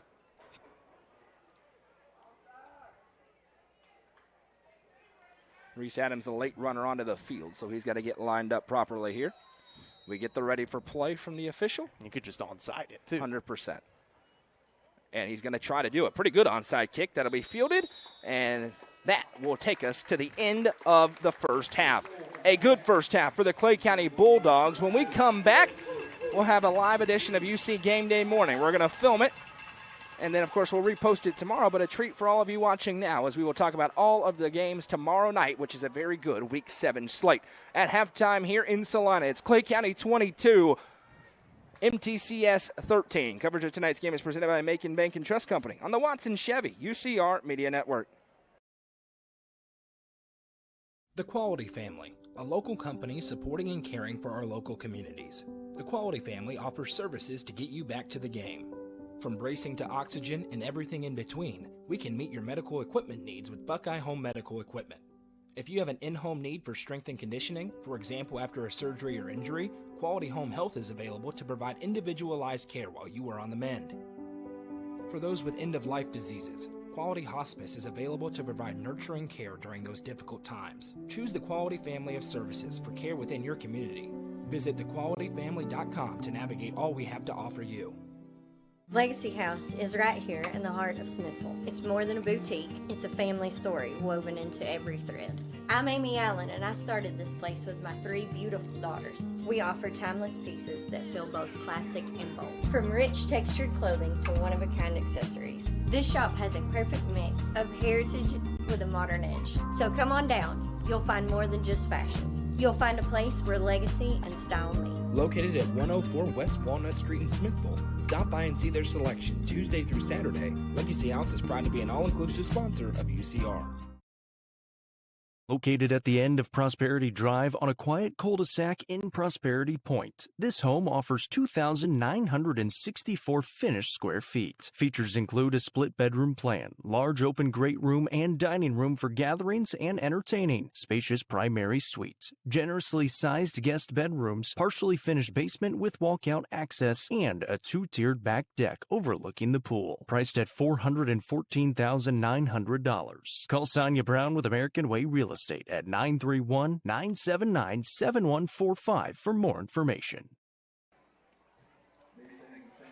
Welcome back, everyone, to Klay County High School halftime score here in Salina, 22-13. I'm Jacob Vinson. That's Noah McKay, and we welcome you into technically UC Game Day evening, we'll call it. UC Game Day morning. We're going to get you ready for all of the Friday evening contests. We've got 3 broadcast games coming up tomorrow night, but we're going to get you ready for them right now. I mentioned it, Klay County beating MTCS at the break 22-13. Noah, we've got the 3 broadcast games coming up tomorrow. We'll go through them, and then we'll talk about some of these as well. On UCR 3, Maryville is at Cookeville, one of the best teams that Cookeville has played this season. Obviously, they've played a good schedule. Yep. Maryville coming in one of the best teams in the state. That is on UCR 3. On UCR 2, we have Upperman and Livingston Academy. Obviously, that's going to be a big game in terms of region play in Region 4 4A. Big chance for Livingston Academy to kind of show what they're made of this season on UCR 2. And then the high school football game of the week is Stone Memorial at Macon County, where you're going to be tomorrow night. That is going to be all kinds of fun. A massive Region 4 4A contest coming up tomorrow night. You want to start with the Cookeville Cavaliers on UCR 3? Yeah. We'll start with the Cookeville Cavaliers, and we'll put it bluntly, it's going to be tough. This is a Maryville team coming in with Will Jones at quarterback and an offense that is averaging 396 yards of total offense per game, a lot of those through the air. Their quarterback in Jones, 81% passer for over 1,300 yards and 19 touchdowns. The secondary is going to be stressed. Yeah, and in a lot of ways, a perfectly designed team to give Cookeville some trouble with how they play. Obviously, Maryville does everything at a very high level, but the elite quarterback with elite athletes on the outside, not exactly built. Now, this is got a fight game for Cookeville. It's not a got a win game. They got a fight game, right? If they, quite frankly, if this game looks like the FRA game, I'm okay, right? If they battle in that first half and then it kind of pulls away late, obviously, Taylor Hennigan saying, keep saying that we're going to win the football game, and I love that, and I obviously, we'd love for Cookeville to beat Maryville in that game, but it's got a compete game for the Cavaliers tomorrow. It's absolutely. I mean, every single game this season, with the exception of White County, they have had a lead or been tied at halftime. Even against Green Hill last week, they had a lead at the end of the third quarter. It was 20-14. Green Hill was driving and ended up scoring a touchdown early on in the fourth, but still had a lead at the end of the third quarter. Had a chance. You said it on the Tuesday Night Football show. Had a chance to take a 9-point lead with a made field goal, go up by 2 scores. How different may that game have gone if they're able to get that field goal? And I do think Cookeville at their best, when we've seen them at their best, could compete with Maryville. The question is the consistency. So maybe tomorrow's the night where we see 4 complete quarters and it turns into a dogfight. I will say, it is the first time in a long time that Cookeville maybe could be overlooked by an opponent. And if that's true, that has not been Maryville's MO. Typically, they handle opponents pretty well. Obviously, they're Maryville for a reason. But if they are a little bit overlooking them, it's a Cookeville team that I think is good enough to jump up and be very competitive in that football game. So Maryville, the number 4 team in 6A, coming to town. And that'll be on UCR 3 tomorrow night at Cookeville. Myself, Coach Shanks, presented by Watson Chevrolet. Fun one on UCR 2 as Upperman visits Livingston Academy. And we said it Tuesday night. One of the first times since 2020 that there's a little bit of juice layers to this game. We're not just spending 2 minutes on it saying two teams in different places, maybe a little bit different places, but Livingston Academy is a legit football team this year and is a threat to this Upperman team. Yeah, to that point, you're right. We've said two teams in different spots and all those sorts of different things, but the question really for me in this game is not can Livingston keep it competitive. Is it when it comes to Region 4-4A, Upperman is in a different spot from everybody else or not? Because we saw how competitive Livingston was with Sparta. We saw how Sparta was able to beat Macon County. Obviously, we're going to talk about the game of the week. To me, we've seen Upperman obliterate Stone Memorial. We saw Upperman obliterate DeKalb County. If tomorrow night's game has a similar script, I think we're going to be at the point where it's like, okay, clear number one, and then let's look at 2 through 4 and see how this is going to end up shaking out, because there's a bunch of really good teams battling for those playoff spots. On the other end, though, if Livingston is competitive, not only does it say a lot about Livingston Academy, it says a lot about Region 4-4A, that we may be in for a fight like we were last year to the finish in that region. So, to me, if Upperman goes in tomorrow and wins by 35 points, I'm not going to say, oh, forget about Livingston Academy at all. If it's a 14-point game, obviously if Livingston wins, if that happens, I think it's tremendous for Livingston moving forward. That, to me, is the big question in this game. Is there a humongous gap between Upperman and everybody else in Region 4-4A, or is it going to be a dogfight week after week? Because Livingston has proven to be good enough to where if they don't hang with Upperman, I don't think anybody else in that region will either. It's just such a tough matchup when you're going up against this Upperman offense. Bronson Chaffin at quarterback, Carmine Phillips in the backfield with him. Colton Johnson is emerging as one of the best tight ends in the state. He's going to be one of the best recruits in the state in these next couple of years as well. I think he's going to be a 4-star. Yeah. I really do. And I don't have any inside information. I just, knowing recruits like I do, I think he's barreling towards being a 4-star here sooner rather than later. It might be the second 4-star in as many years in Ty Baxter Cobb as well. Ty Cobb out there. It's crazy. But like we said, tough matchup for Livingston Academy. They've got firepower themselves. Caden Weitzel, namely, going for that touchdown record. He's going to be running the football. Great defender as well. But that defense going to be tested against Upperman coming up tomorrow night. That game is on UCR2, presented by the Overton County Farm Bureau and Gentry's Power Equipment. Greg Cantrell, Callan Castleberry on the call of that one. The game that no one's going to be at tomorrow night in Lafayette, it is the high school football game of the week presented by Mayberry's Furniture and the Macon Bank and Trust Company. It'll be Noah, Jeremy Tollison, Tim Case, and Hallie Gunlock on the call. Goose will be out there tomorrow night as well. It's absolutely huge to get a win in this game. Stone Memorial 0-1 in Region 4-4A play. Macon County 1-1 so far, coming off the loss as well. Can Macon County right the ship as they come back home to Lafayette? There's so many interesting things in this game, and one of the fun things about this region is every week is different. White County's running a very specific type of offense and defense. Stone Memorial, in some ways, the polar opposite of everything White County is doing. Macon County, one of the toughest teams in the state to prepare for with all the different formations and things they throw at you. So you can't just say, okay, this happened last week, that means this happens this week. Not in this region, not with these matchups. And, it's gut check time for Macon County. There's two kind of overarching storylines for me in this game, Jacob. How does Macon County answer? Because to me, last week's loss felt different than the losses last year. Last year's losses, there was obviously the hurricane and all that, which ended up getting some validation based on what happened later. And then the Upperman game was unbelievable that they lost in the regular season. I thought White County flat out beat Macon County last week. That's different. How does this Macon County group, without Gabe Borders, without Zach Borders, without Flowers, without Luke Gammon, how do they respond to that? And do they answer in a major way and bounce back and say, not so fast, we're not done yet? Because there have been people this week, not us, but there have been people saying they think Macon County is going to miss the playoffs, right? And if you lose tomorrow, there all of a sudden that possibility enters the board. So huge from that perspective for Macon County. How do they bounce back? And then can Stone finally get one? Because they have not been able in this iteration of Region 4-4A to win that critical game against a Macon or against an Upperman. Can they get that win over Macon County and then take a run at potentially having a home playoff game? The winner of this game has a very realistic path, especially if it's Stone, towards the 2 seed. Macon's going to have some trouble there because they lost the tiebreaker now to White County. The loser, though, all of a sudden is having to beat Livingston to make the playoffs and then not drop another one to somebody else. For Macon, that's tough. They still have to play Upperman. Stone doesn't have to have that on their back. There's a ton of moving pieces in this game. And then stylistically, can Stone get in a phone booth with Macon on offense? And then defensively, how do these young corners for Macon handle Caden Page, Hunter Haney, and all the different things that Derek Sammer's going to throw at you? Historically, this is a really fun matchup barring last year. Macon County won it in Crossville 54-0. Noah Potter gets injured in the first half, doesn't play in the playoffs. He is back this year. He's playing some really good football. 16 touchdowns to 4 interceptions for Noah Potter, and they're throwing it a ton, only 4 interceptions. The word that pops into my mind when I watch Noah Potter, he's in complete command of this offense.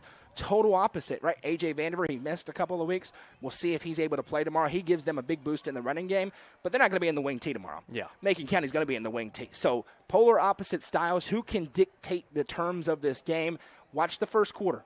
Macon has been so good on script even last week. They come out, they go up in front 7-0. Historically, they've been so good early. This year, not so great early. It's been in the second halves. If Stone's able to get an early lead, does that change the tide of the game? And what happens there? That first quarter, very important tomorrow night at Pat Parker. The 3 games prior to last season, all decided by 4 points. A 2-point game and 2 1-point games, all of them won by Macon County. We'll see if Stone is finally able to get a win against the Tigers. So those are our 3 broadcast games coming up tomorrow night. Stone Memorial, Macon County on the main UCR Facebook page and YouTube channel. UCR2 is Upperman at Livingston Academy, and Maryville at Cookeville on UCR3. Running down here in halftime here at Klay County. Klay County up 22-13. Once again, this is UC Game Day Morning, Game Day Evening, presented by Watson Chevrolet. We're going to repost it. I'm going to clip it and repost it tomorrow. So it'll be out. If you're watching this at 9 a.m. tomorrow, it is not 9 a.m. when we're recording this. And spoiler alert, it's not always 9 a.m. when you're watching it every week. Yes. But we have a Thursday night game this week. Some other games that we do want to highlight coming up tomorrow night as well. There are some big ones, and namely in Region 3, I guess 4-2A, Gordonsville at Westmoreland. That's a non-region game. Cannon County at Smith County may be the biggest game on the slate outside of our broadcast games coming up tomorrow night. For Smith County, a team that's won 2 games in a row. Cannon County just lost to this Klay County team. They lost to Gordonsville the week before that. They're trying to get back into the win column, and we've heard it's an offense that can score some points, but it's at Smith County, tough place to play. It's a big game in region play. And what we talked about all week, kind of the narrative shifting with this Smith County team, they're finally building momentum. They're finally figuring out how to put it all together, and very easily could have a couple more wins than even what they have on this season. So they've won a couple in a row, go into the Creek Bank and get a big win. An opportunity to really stake their claim as the 2 seed in that 2A region. Can they do that?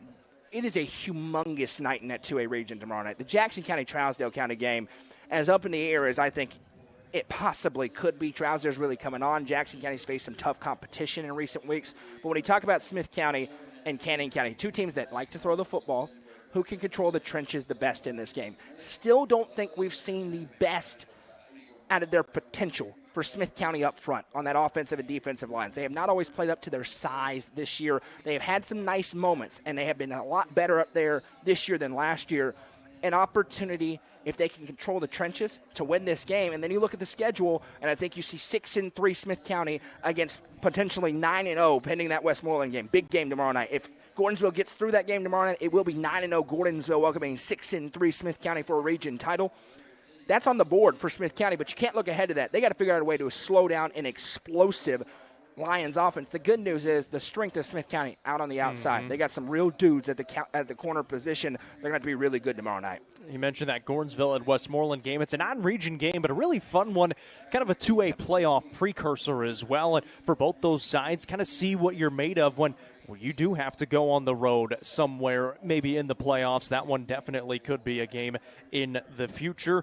White County, Warren County, the rivalry, border battle rivalry game. Obviously, Warren County gave a battle to Stone Memorial last week. They played some pretty good football this year. White County's playing some really good football. You know, it's very interesting. You mentioned Warren County, and from multiple coaches I've talked to, very commonly, Warren County's better than you think. It's going to probably be back in a region play sooner than later. That has been a very consistent theme from coaches that see the world differently. Let's put it that way. Very consistently that Warren County's better than you think. I think people see the Livingston score. Warren County, I think, went 1 for 5 in the red zone in that Livingston game. So Livingston earned the win. I'm not taking anything away from Livingston, but Warren County's been more competitive than I think people think. That is a spot, and I mentioned, is this a spot where White County can finally go blow somebody out? And I think it would be a better blowout than what they had at York Institute. If they're able to win tomorrow in convincing fashion. When I say blowout, listen, if they go in and win by 21 points, count it for me, right? They have not been able to separate against good competition. I think they have an advantage in a lot of areas in this football game. I am interested to see Warren County's going to test you on the boundaries some more. And this quarterback they've got, the Swallows kid's legit. What does White County's defense do against him? Because there's some similarities there to Stone Memorial. And that's a matchup that's always going to have big region implications in a few weeks. Another game that we'll be paying attention to, DeKalb County looking to get back into the win column. York Institute looking for their first win of the season. We'll keep you updated on the scoreboards throughout tomorrow night. Well, we appreciate you tuning in. This has been UC Game Day Morning presented by Watson Chevrolet. We'll be getting back to the second half for Klay County and MTCS coming up in just a couple of minutes. 22-13 here, getting started in the second half when we come back. Livingston Regional Hospital is Livingston's hometown hospital. Located at 315 Oak Street, Livingston Regional Hospital provides compassionate quality care for all patients from local people you can trust, so you can count on them to treat you like family. Their excellent staff offers years of experience and training to meet the needs of all patients. They understand the importance of providing care in a professional and comforting manner. They're proud to partner with Livingston Academy Athletics through the LRH Sports Medicine team. Livingston Regional Hospital is a proud sponsor of this broadcast on the UCR Media Network.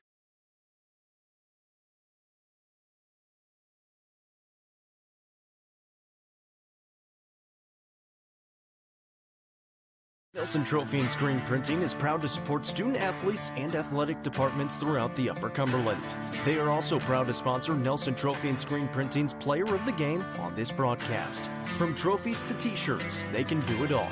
Be sure to stop by and see them at 120 Circle Drive in Allgood, or give them a call at 931-537-9559. Nelson Trophy and Screen Printing, proud sponsor of this broadcast on the UCR Media Network.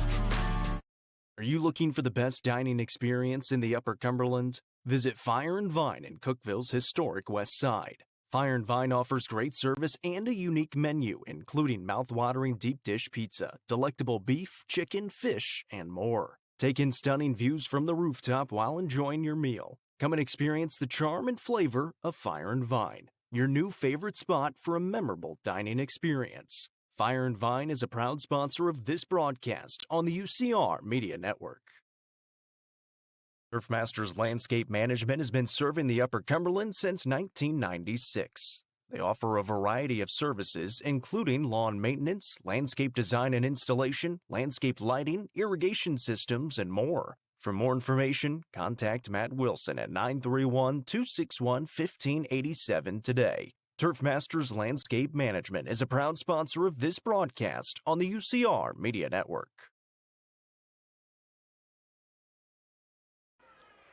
Welcome back. The teams have retaken the field, and we're set for a second half kickoff here in Salina. It is the Bulldogs leading 22-13, and 10 is up for a potential onside kick here, given the state of the game. Klay County has scored on 3 of their 4 drives. The other one, they had a first and goal. Bad snap put them behind the sticks. As we are here in the Nelson Trophy and Screen Printing broadcast booth, I'm Noah McKay. That's Jacob Vincent, the lovely Madison McKay producing things for us. It has been Adams and Adams, Nolan and Reese again. Explosive runs for Nolan, physical runs for Reese, and Klay County has the lead. Speaking of Adams, shout out Matt Adams, yes, helping us get the window out here pregame. He's been running all around the stadium here at Bulldog awesome. Stadium and John Teeples Field as well. Appreciate him. But, yeah, Reese and Nolan have been really good down on the field. And big score there before the half for Reese Adams to get in for his second score of the night as well, to give him that 2-score lead. You said as well, keep the antennas up here to start the second half. Secure the football, and then if you're able to go down and score, your defense can really make a stand coming out of halftime if you're able to go down and score. We've seen a couple of different kickoff executions so far for MTCS. They had a muff earlier on. See what they do here is he'll race up and put his right foot into this one, a low liner. It is again bobbled. Will be fielded at about the 5-yard line, looking at 3 different white jerseys and splitting them up the middle, breaking a tackle, and now trying to get to the 20, being taken down at the 19-yard line is Nehemiah Hamilton. Some issues fielding kicks for Klay County, and this will be their worst field position so far. It'll be 1st and 10 back on their own 20-yard line. Again, we talked about it. As that temperature starts to drop a little bit, that moisture in that turf is going to start to come to the surface, so you're going to have maybe a few more slips here in the second half. See some of that as well, where if it takes a bounce, it's going to be a little bit tougher to field the football, and able to get it, though, and we'll see what Klay County's offense can do now. 1st down and 10 from about their own 20.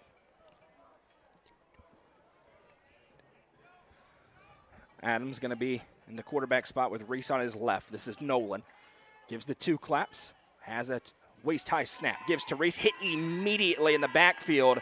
And he'll be ripped backwards as the big man, Roy Culberson, 6'2". I'm going to put him at about 300 pounds in the middle of that defensive line. Says no, it's a loss of half a yard.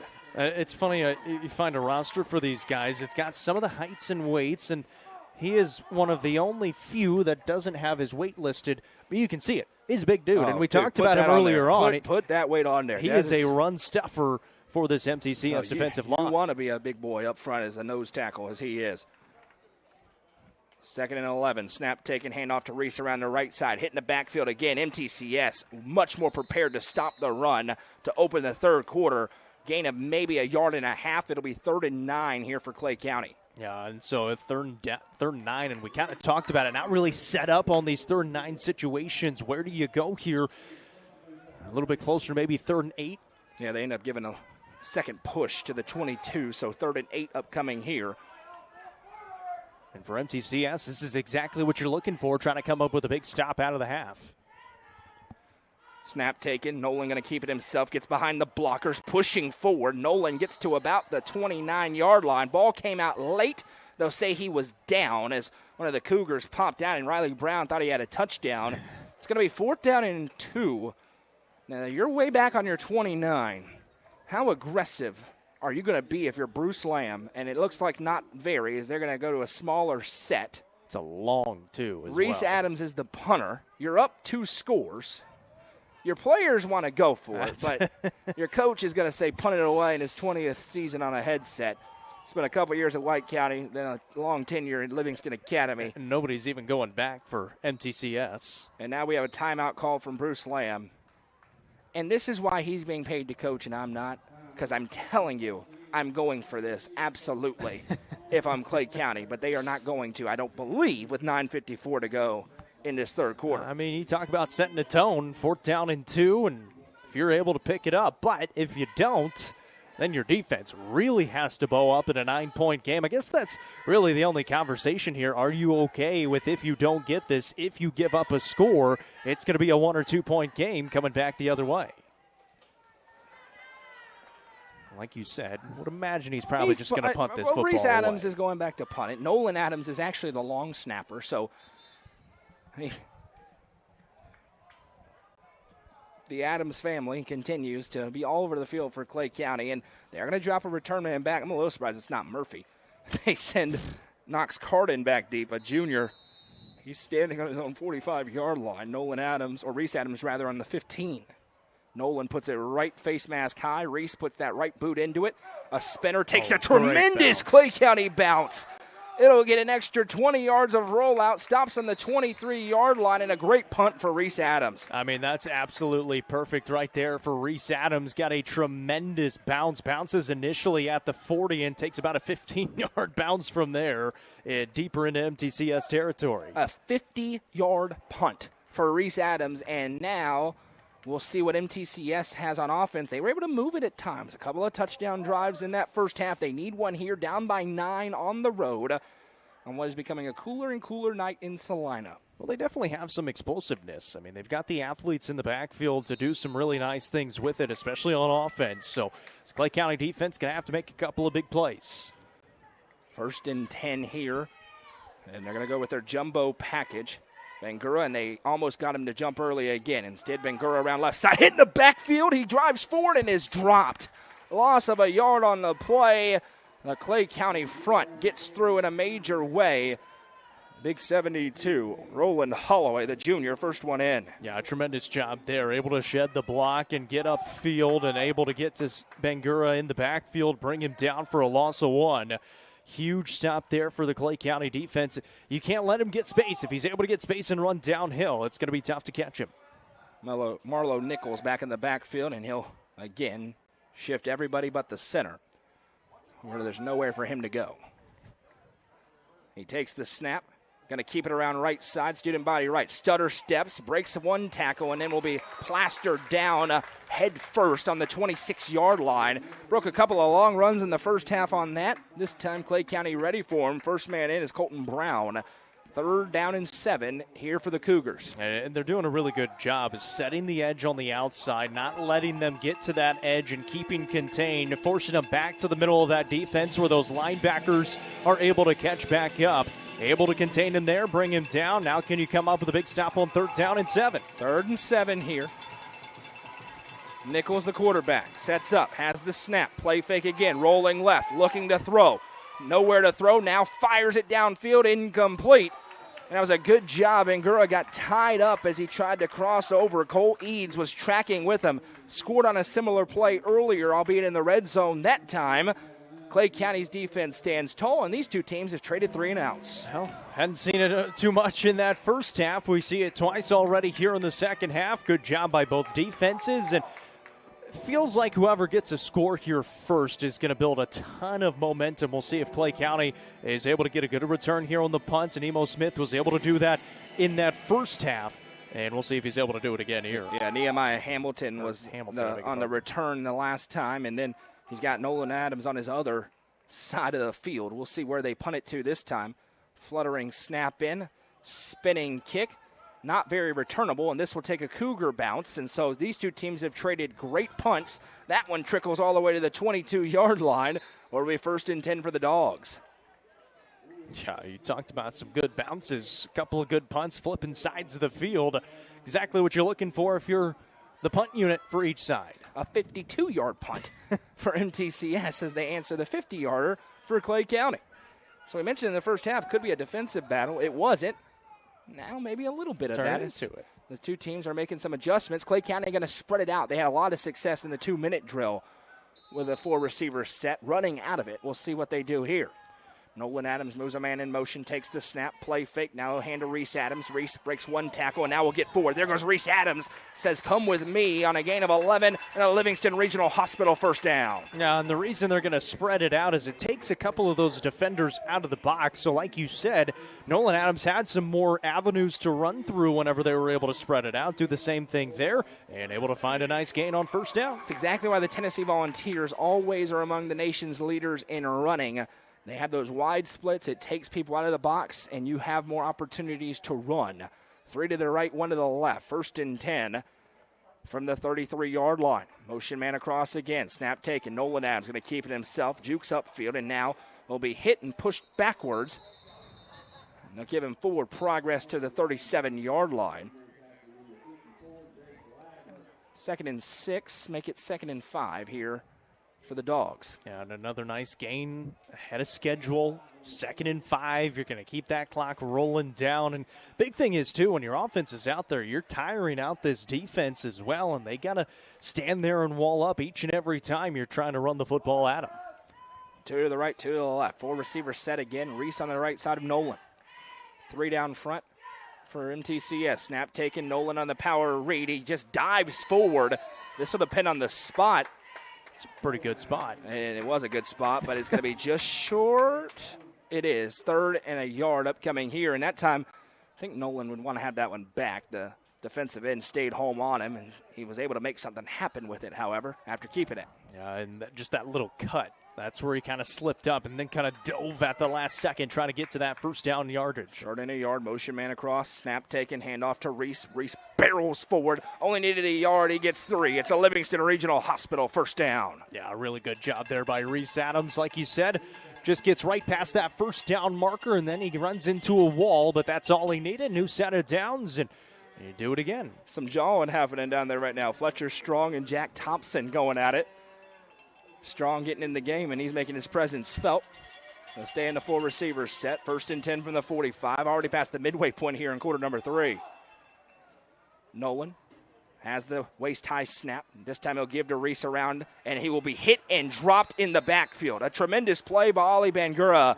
We've mentioned his name a lot on offense. That time he reads it the whole way and takes Reese Adams down for a loss of 3. Yeah, that was a tremendous job by Ali Bangura. Just shot right through, shot out of a cannon, and he plays in that middle linebacker spot, but able to use his speed that time to make the tackle in the backfield. So now this is not where Klay County wants to be. Behind the chains on a 2nd and 13, albeit they have the luxury of being ahead, bleeding the clock, up by 9.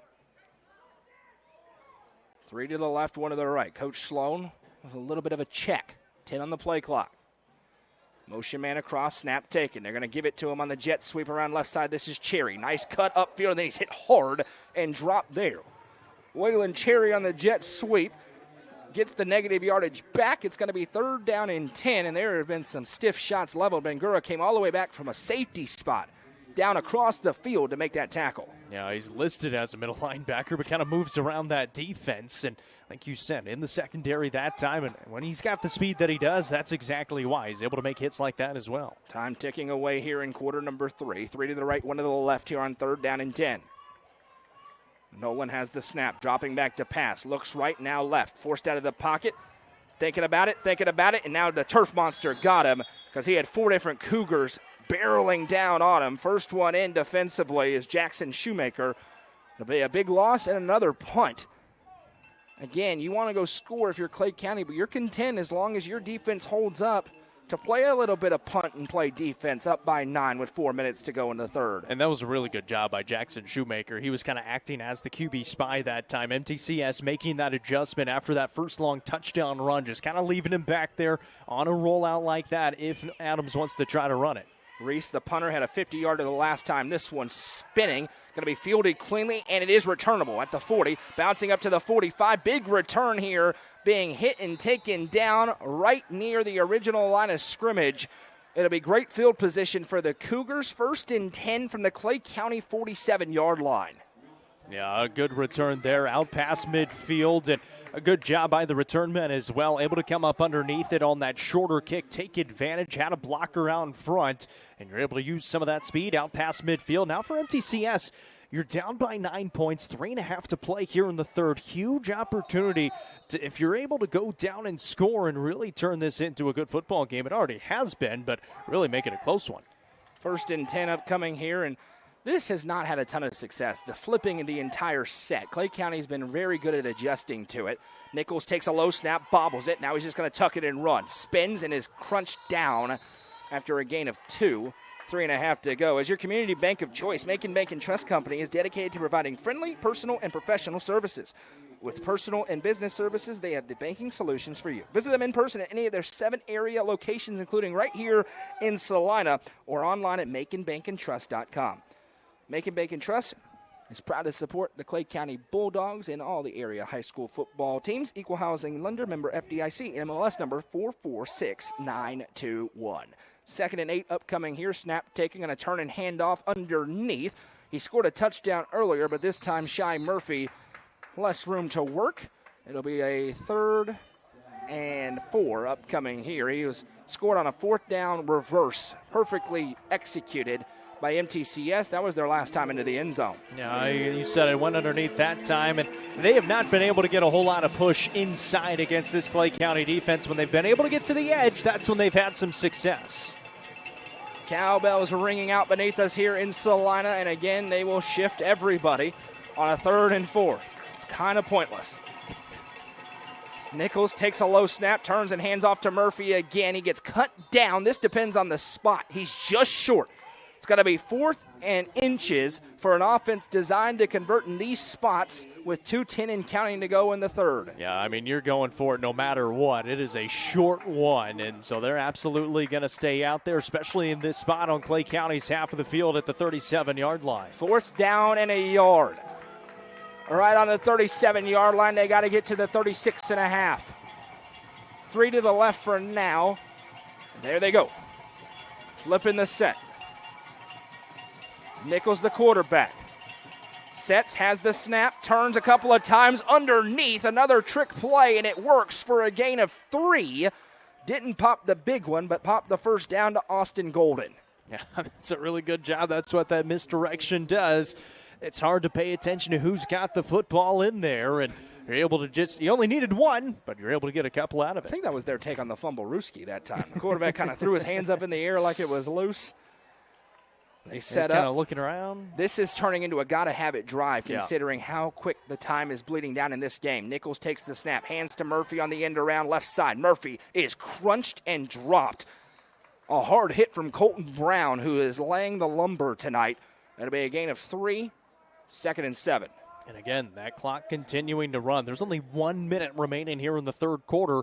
You're still down by 9. So like you said, you really feel like you got to score on this drive. One thing MTCS has that Klay County does not is a real kicking game tonight. They could kick it if they get closer, if they were to stall out. That's important to remember in a 9-point game. Could be very important to remember later on in this game. 2nd and 7 here. Bulldogs defense trying to bow up here in the high red zone from the 32-yard line. Nichols takes the snap, going to hand to Bangura up the middle. He breaks a tackle, and there he goes. To the 10, to the 5, into the end zone. Touchdown, Cougars. We have not seen a ton of Ali Bangura tonight, but when he's touched it, he's made a big impact. That's a humongous score. That is a massive score. Makes it a 3-point game with 22 seconds to play here in the third quarter, so it doesn't really matter if you go for 2 or kick, but they are going to go for 2 to try to make it that 1-point game. They should go for 2. They're going to kick it, which is objectively, analytically, the wrong move to make. Even the kicker was thinking they were going for 2. They are going to kick the extra point. They have time to get set. Play clock just now running. There is a gigantic difference between a 3-point or a 2-point and a 1-point game, by the way, that I may be able to talk about later, depending on what Klay County does, as we've got a whistle in here from the far sideline. Uniform? It is offsides on the defense, and now they absolutely should go for 2, Jacob. Yeah, and you're seeing coaches kind of moving around, talking about it. They're still going to kick it. And they are going to kick it. And this is a break for Klay County, and I'll tell you why after this. Snap, set, the kick is up, and the kick is good. A big response for the Cougars as they cut it to a 2-point game with 22 seconds to go in the third quarter. We'll hear a word from our presenting sponsors, the Macon Bank and Trust Company, on the Watson Chevy UCR Media Network. It starts with your very first bank account, grows as you earn your first paycheck, supports you as you settle into a new home, and stays with you through your golden years. Lifetime checking. One account, every chapter.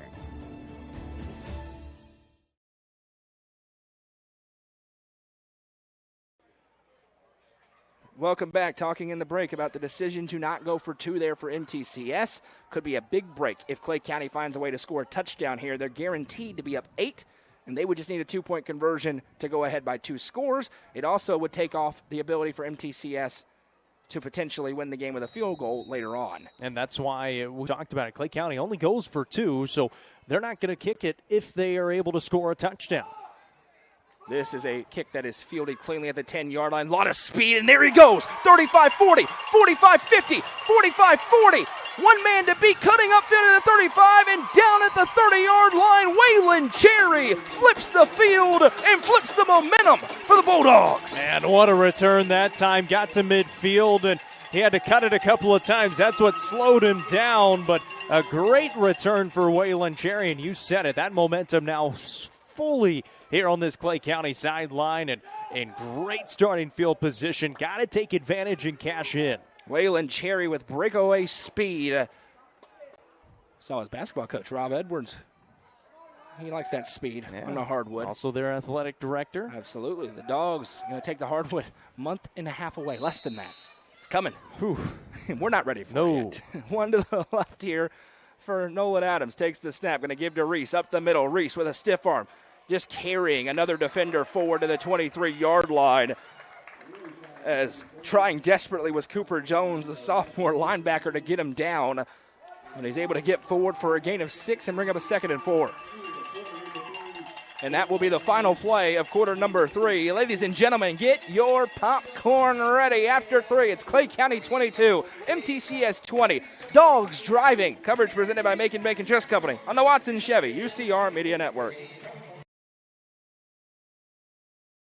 Real Estate Collective is a team of experienced, licensed real estate agents serving the entire Upper Cumberland region. Whether you are looking to buy or sell, the RICO team is ready to serve you. With a focus on people over profits, you can rest assured the Real Estate Collective can help make your real estate dreams a reality. Call 931-559-9500 for more information or see their current listings at letsgorico.com. The Real Estate Collective is proud to support student athletes in our area and this broadcast on the UCR Media Network.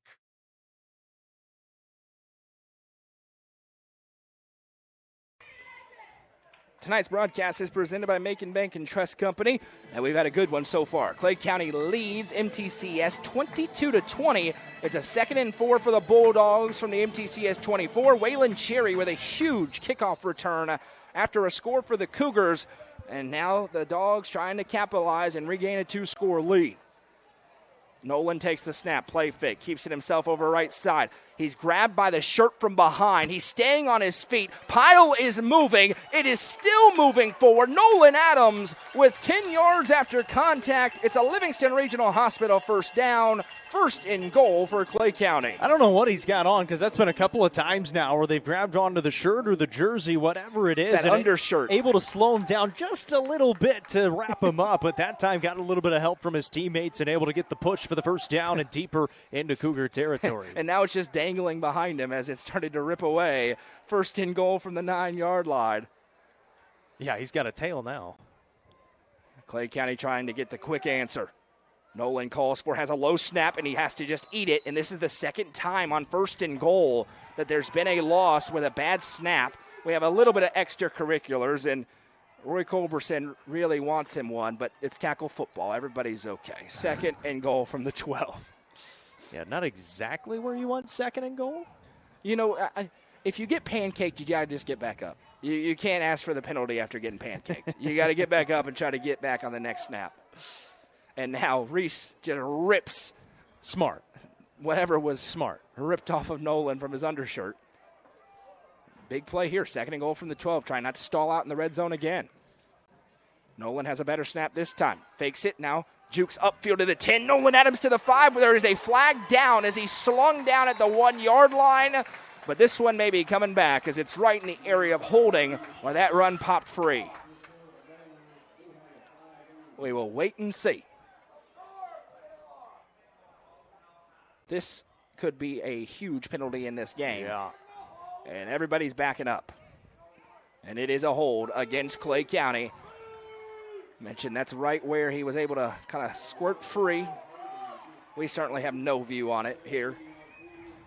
But that takes away what would have been a third and goal from the 1 and makes it second and goal all the way back on the 22-yard line. Yeah, that one hurts right there. Second and goal from the 22, and well, there's not a whole lot of plays on that play sheet for second and goal from the 22. And they've gone back to the power here as well, where they were spreading it out in that third quarter, gone back to the power here, and interesting to see what they do. Nolan calls for and has the snap. Play fake again around the left side. Nolan Adams at the 20-yard line, tiptoes the sideline, now lowers the shoulder. Able to make it more manageable here as he gets back to the 11-yard line. Third and goal. You got 2 downs to get it here. If you're Mike Sloan on the headset and Bruce Lamb standing next to him. And he was able to get out of bounds as well. One of the few times the clock is stopped here in the second half. And now, unfortunately for Klay County, Cole Eads was trying to get off the field, and he was kind of hobbled, hopping his way, and now will just go down. And this is a key member of both sides of the ball on the outside. The wide receiver and defensive back almost had a pick earlier. But he is down and being tended to, and while they do that, we will take a break and come right back.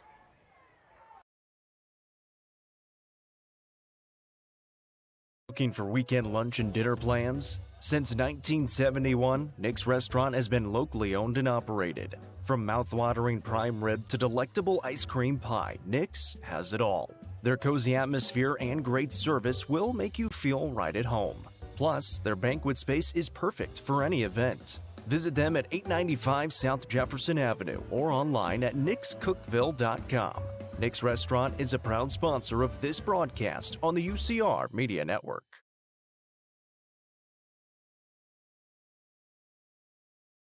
The Crouch team with Highlands Elite Real Estate proudly presents this newly remodeled 4-bedroom, 4.5-bathroom home on the south side of Cookeville. This home sits on 1.7 acres and has a beautiful sunroom where you can see your private backyard that borders a creek.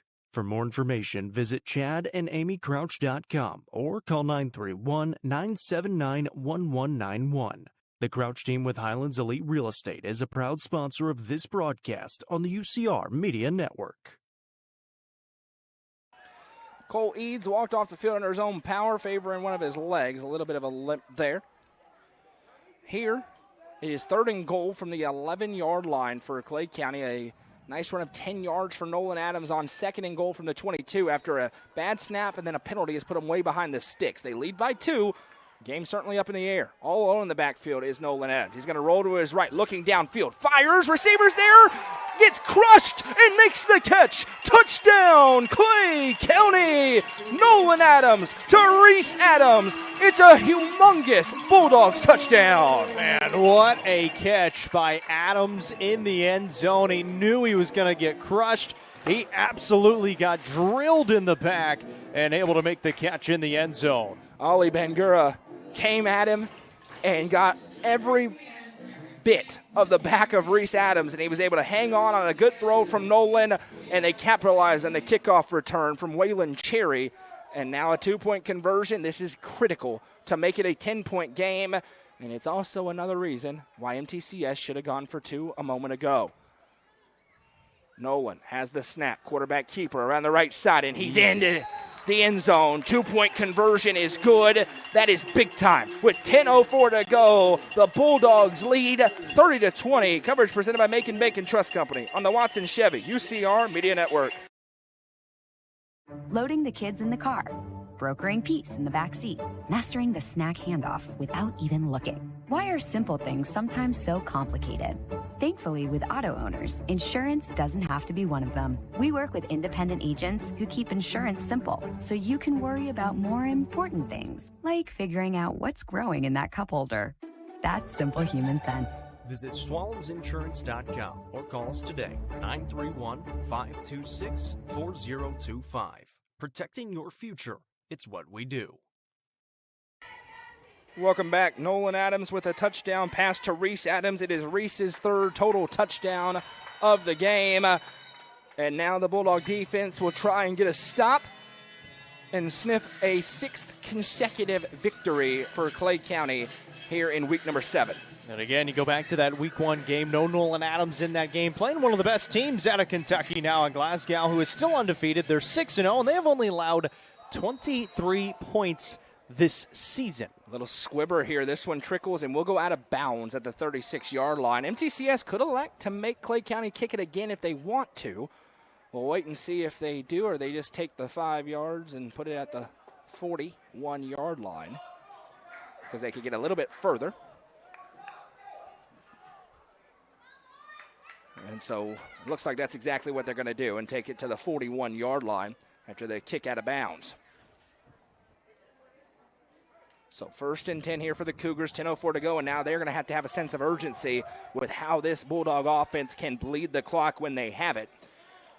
Yeah, you wonder if they try to go through the air maybe a couple of times here on this drive just to see if a shot play is there. You mentioned that Glasgow game. Bruce Lamb said, because I was giving a hard time, of course, with the picks, as we always do with each other, and he said, if you would have seen the grown men we were playing against, you wouldn't have picked us. Snap taken. It's low. They're going to hand off to Murphy around right side. He's hit hard and dropped down. Bruce Lamb is livid. He wants a illegal block, I believe, against one of the linemen. What happened was, behind the play, one of the Klay County defensive linemen got through the line, and then one of the offensive linemen just came and kind of jumped on top of him. He didn't really need to. I mean, he was completely out of the play, and the offensive lineman just jumps right on top of him. It probably could have been flagged for unnecessary roughness. It'll be 2nd and 8 after the run for Murphy gets held to 2. Bruce Lamb was livid on the sideline. He's going to get his money's worth when it comes to the officials.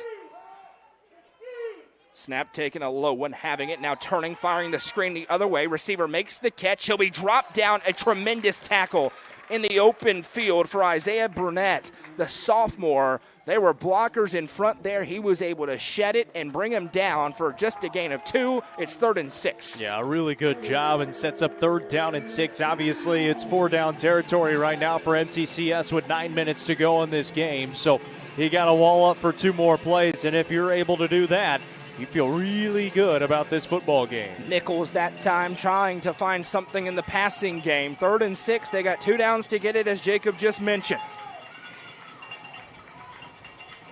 Feet stomping beneath us here in the grandstands. Nichols has the snap, pressured from behind, fires on the run, intercepted, maybe, did he get it? He did! Picked off, it goes the other way.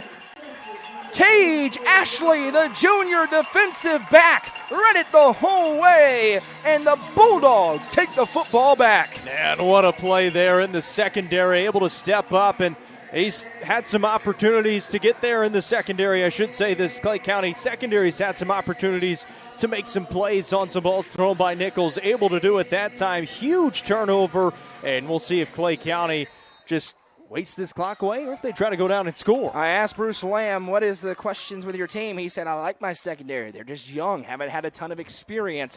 Cage Ashley makes a big stop there. Now right back to work go the Bulldogs offense from the 45-yard line. Nolan takes the snap, hands to Reese.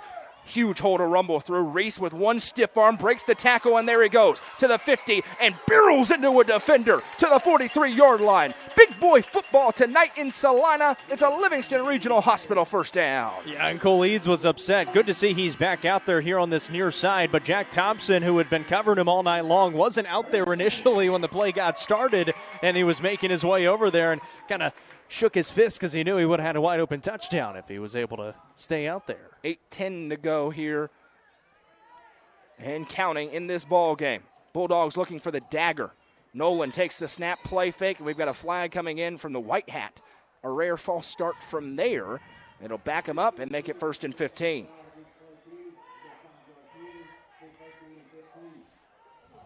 Yeah, like you said, there hadn't been too many penalties in this game for either side. It's been a pretty clean game, especially with as many times as you're running the football. And that time, the pre-snap penalty backs him up to 5 yards. 1st and 15 here for the Dogs, trying to capitalize on the turnover and finish this football game off. That's all Klay County is trying to do right now, just run that clock down. So they're going to bleed as much as they can between plays. Obviously, you're going to try to score as well. Nolan has the snap. Play fake, going to keep it himself. Up the middle. There goes Nolan Adams to the 40. Carrying a defender forward. He'll be slung down. Pops back to his feet at the 35-yard line. Trip Houston, the linebacker, on the stop, but not before those penalty yardages are erased. It'll be a 2nd down and 4.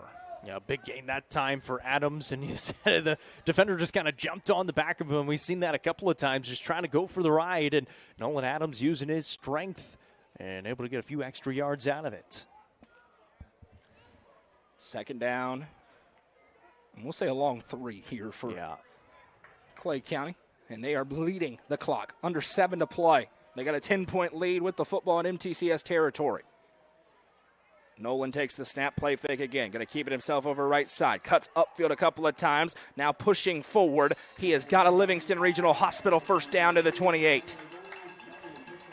And just watching this Klay County team, we kind of noted it in the first half. They're not going to do anything flashy. Obviously, they can make some flashy plays. Nolan Adams did do that in the first half, but what their scheme is, it's fairly simple. And Coach Lamb even talked about it with the Dale Hollow Horizon guys last week after the game, saying, you know, we do pretty much the same thing every single time, but they can't stop us on the other side. Despite leading by 10 with half a quarter to go, Bruce Lamb is letting the White Hat hear it about something. He is not happy. One receiver eads out to the left from the 28-yard line, 1st and 10. 5 on the play clock. Nolan has the snap, gives to Reese. It's his turn. Reese gets between the tackles and now will push forward to the 25-yard line. It's a gain of 3, and more importantly, the time continues to waste away. Half a quarter to go. Yeah, and for MTCS at some point, you have to start using some of these timeouts. However, you can't really do that until it gets to about 3rd down. You're not going to do it on 1st or 2nd down, obviously. So, especially with 5:50 to play in this ball game, you have to get the football back. But again, this goes back to them not going for 2. Now you're down by 10. You can only tie this game with a touchdown and a field goal unless you get a 2-point conversion. Either way, you got to go for 2 at some point. How about the Bulldogs' defense in this second half? Critical adjustments at halftime. They've been up to the task. Just 1 score allowed here so far in half number 2. Nolan takes the snap, going to stretch it, gives to Reese around right side. Reese at the 25 now dives forward. Wisely gets some extra yardage by not just going out of bounds. Depends on the spot. They give him the 20 or 18-yard line, and there's the big finger point. It is a Livingston Regional Hospital 1st down. And you said it did a good job to stay in bounds there. It'll stop the clock for them to set the chains, but once they get those set, they'll keep it rolling again with 5:15 to go here in the contest. And there it goes. And at this point, if you're Klay County, you don't have to worry that much about the clock. You score, it's done. Yep. 100%. But you're still going to bleed it some more. Why not? 5:09 to go. Nolan in the gun. Has the snap. Stretches it out, and he will give to Reese at the last possible second. Reese Adams breaks another tackle, and he is punishing defenders who try to get in his way down to the 10.5-yard line. It's 2nd and 3. Yeah, you said it for Adams, for Nolan Adams, the quarterback, just holding it to the very last second, finally gives it off to Reese because that linebacker was shooting through the gap, almost able to get there in the backfield and take it away from him. Whether you're watching on YouTube or Facebook, hit that like button. That helps us out a whole lot. Subscribe or follow the page. Turn on the bell icon on YouTube. You'll be notified every time we go live on YouTube. Tomorrow night's YouTube game will be the game of the week between Macon County and Stone Memorial. 2nd down and 2. Snap taken. Nolan going to keep it himself this time. He spins forward, and he's got another Livingston Regional Hospital. 1st down, 1st and goal for the Dogs. Now 1st and goal yet again for Klay County, and again that clock continues to run. Going to go under 4 minutes to go in the ball game and still have the football. But like you said, now you're just looking to score and really put this game out of reach. And another impressive performance, very businesslike for this Klay County Bulldogs team. And they are waiting. And Coach Sloan and Coach Beatty kind of looked at each other, and Coach Beatty went, okay, now we can call it. Waiting for that play clock to tick down. After the interception, Nolan has the snap. Play fake, keeps it himself up the middle. He's hit hard, pushed backwards, and finally finished off. And it's going to get a little chippy. We watch a lot of football. You can tell when that's about to happen. Eric Bowling got the shot in on Adams, pushed him back about 10 extra yards. It's going to be 2nd and goal from the 4, and Klay County going to be fine with that, and now we've got a flag coming in. And I wonder who said something, because this is exactly in the area of that.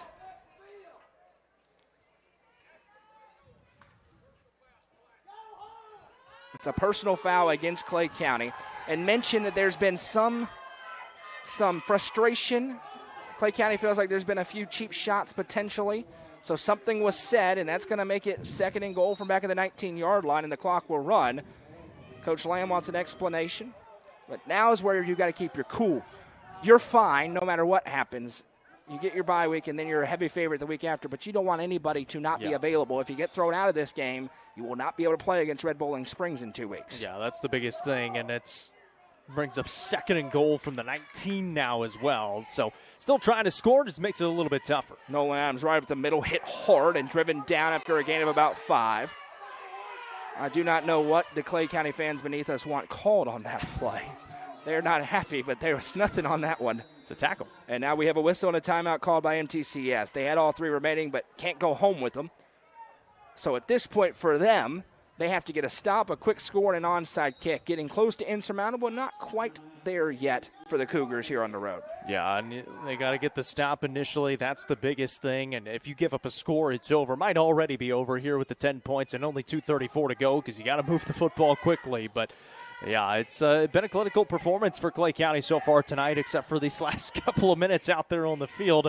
Got to finish it off, and like you said, improve to maybe 6-1 on the season going into the bye. And if you go into the bye 6-1 with the way you're playing football, you feel really good. You got that week to rest up. Then you get the 3 region games that you feel really comfortable in, really confident in, and then going into the playoffs after that and maybe go for another run. Can I be honest? The ire the officials are getting right now is kind of ridiculous. I'm not exactly sure what it's for. No, it's kind of ridiculous. Like, there's some cheap stuff in every football game that's played. This is a really good performance for Klay County, and I think we should just stand on that. There's a lot of screaming at the officials right now in this building. I'm just glad it's not at us, which, usually is in our comment section, but Coach Lamb not happy. He wants an explanation. And I'm not talking about the coaches either, because you should see me at an upward game. It gets real ugly. 3 to the right, 1 to the left. It is now 4th and goal, by the way. It is indeed 4th and goal from back of the 15-yard line. I think it's 3rd down. And that's it exactly should be third. Down. They had 3rd on it before, but now they've got 4th down on the field. No, it definitely should be 3rd down.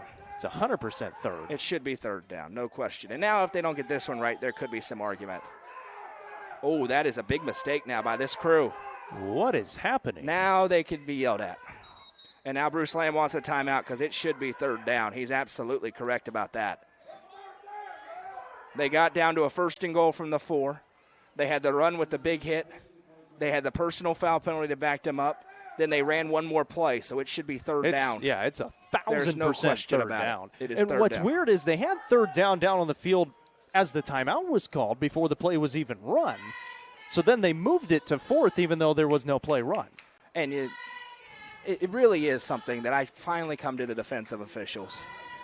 I have finally come to the defense of officials, and it is third down instead of 4th, and we don't get that right. So that's serves me right for evens itself out. Yeah, I mean, everyone says I'm hard on officials. I try to defend them, and we can't get the down.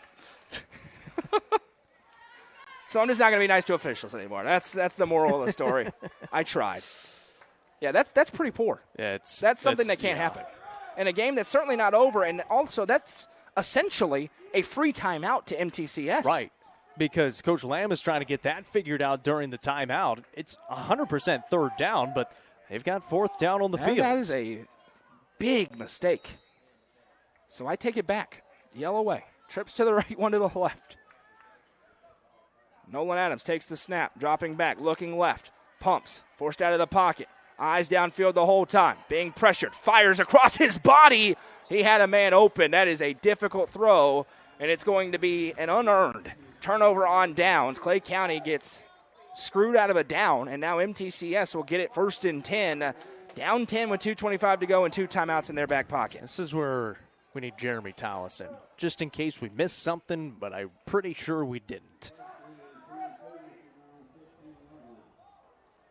And so it is the turnover on downs, and MTCS is going to get the football back, but they got to go 85 yards, starting at their own 15-yard line with 2:25 to go in the football game now. And so Klay County did get a positive thing there, ran a ton of the time off. And not much remaining here for the Cougars. You can't make up the irony that I was nice. And then that happened. The motion a couple across. And now MTCS going to probably have to abandon the run game entirely, which is not where they want to be. Nichols takes the snap, dropping back, fires the quick hitch to the left side. It's dropped. And now you have a team that is just not built to throw the football, having to, and you may see a lot of that as it'll be 2nd and 10. And the big thing for Klay County here, you got to keep a cool head as well. Obviously, we already saw the personal foul call. Then they get gypped out of a down as well. So you got to keep your cool head. You got a 10-point advantage. Just get zeros on the board and get into the bye clean. That's the first. I have seen that before. It is the first time this year I have seen that. Where a team doesn't get it down. I've had it happen a couple of times. I have too. It's not an easy job. 2 to the left, 1 to the right. Snap taken, dropping back to pass again is Nichols. Looks right, fires, and it's incomplete. Double covered that time. A nice job bracketing Cage Ashley and Reese Adams going stride for stride with the receiver, Trip Houston. It'll be 3rd and 10. Well, it could be pretty easy here as well. If you're just able to get incompletions, you're going to get the football back and pretty good field position as well. With still 2 minutes to go, maybe you're able to cash in anyways. Yeah, now it's just everything in front of you. Don't make a big mistake, and you win if you're Klay County.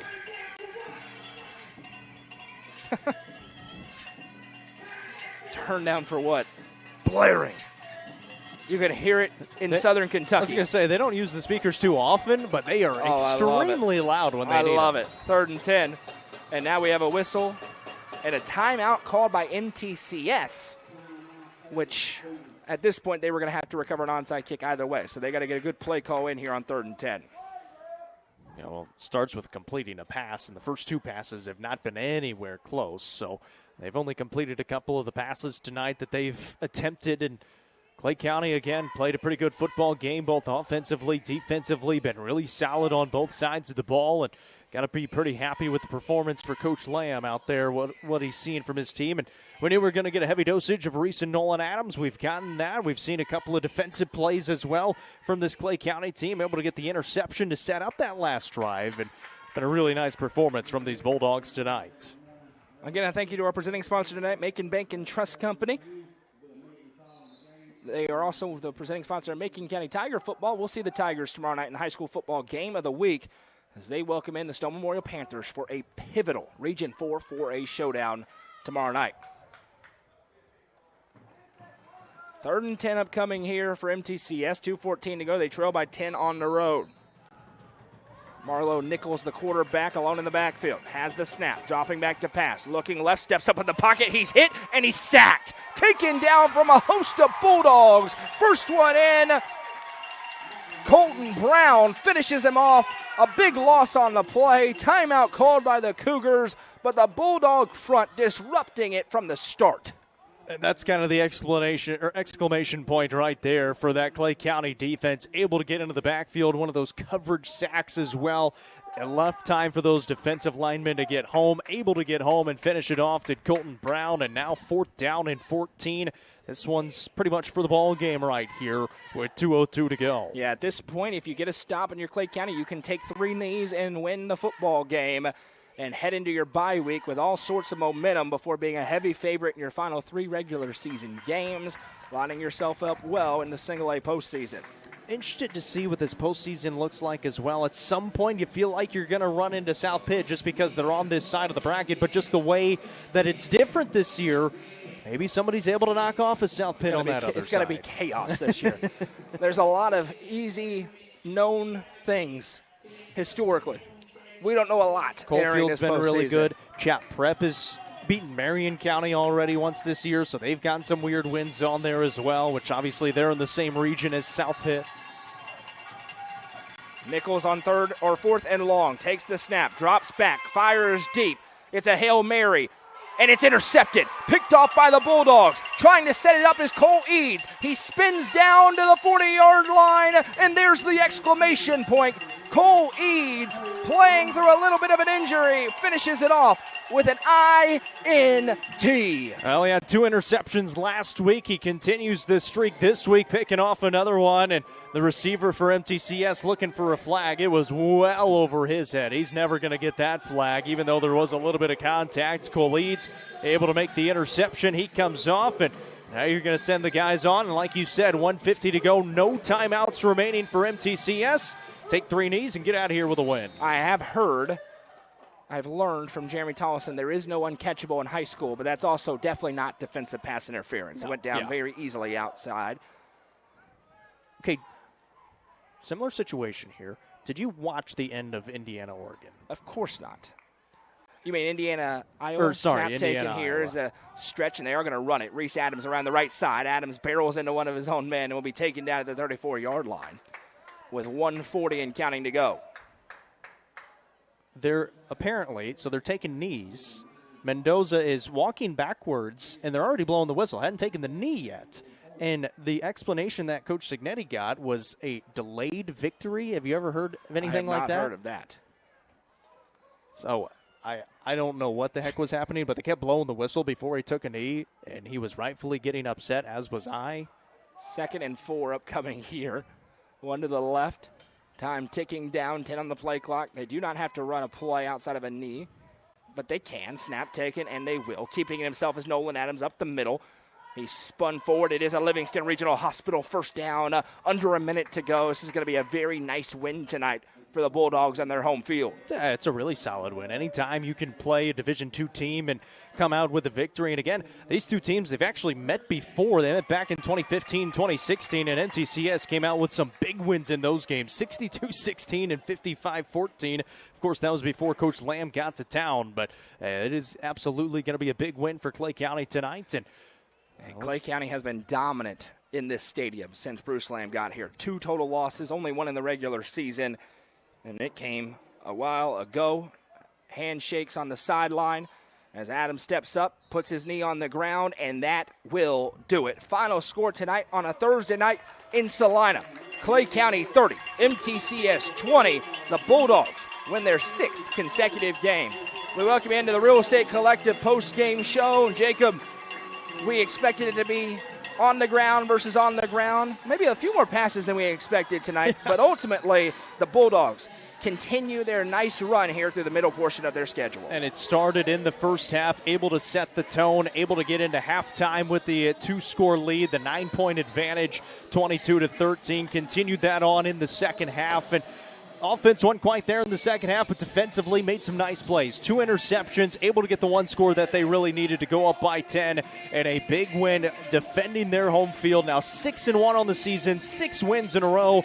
This Klay County team in that 1A classification, they're the number 5 team right now in 1A. They're going to keep on going up because they're going to get 3 more wins to finish out the season. They're going to be 9-1 going into the playoffs and on a 9-game win streak. Week 1 feels like a long, long time ago for this Klay County Bulldogs team, and it is Nolan and Reese Adams getting it done again. You've got a tough choice tonight when it comes to the Nelson Trophy and Screen Printing Player of the Game. I'm going to go Reese Adams with it. The 3 touchdowns tonight. He had 3 touchdowns last week as well, and obviously the big one, he catches it from Nolan Adams, and so you can really pick either one of them any single game.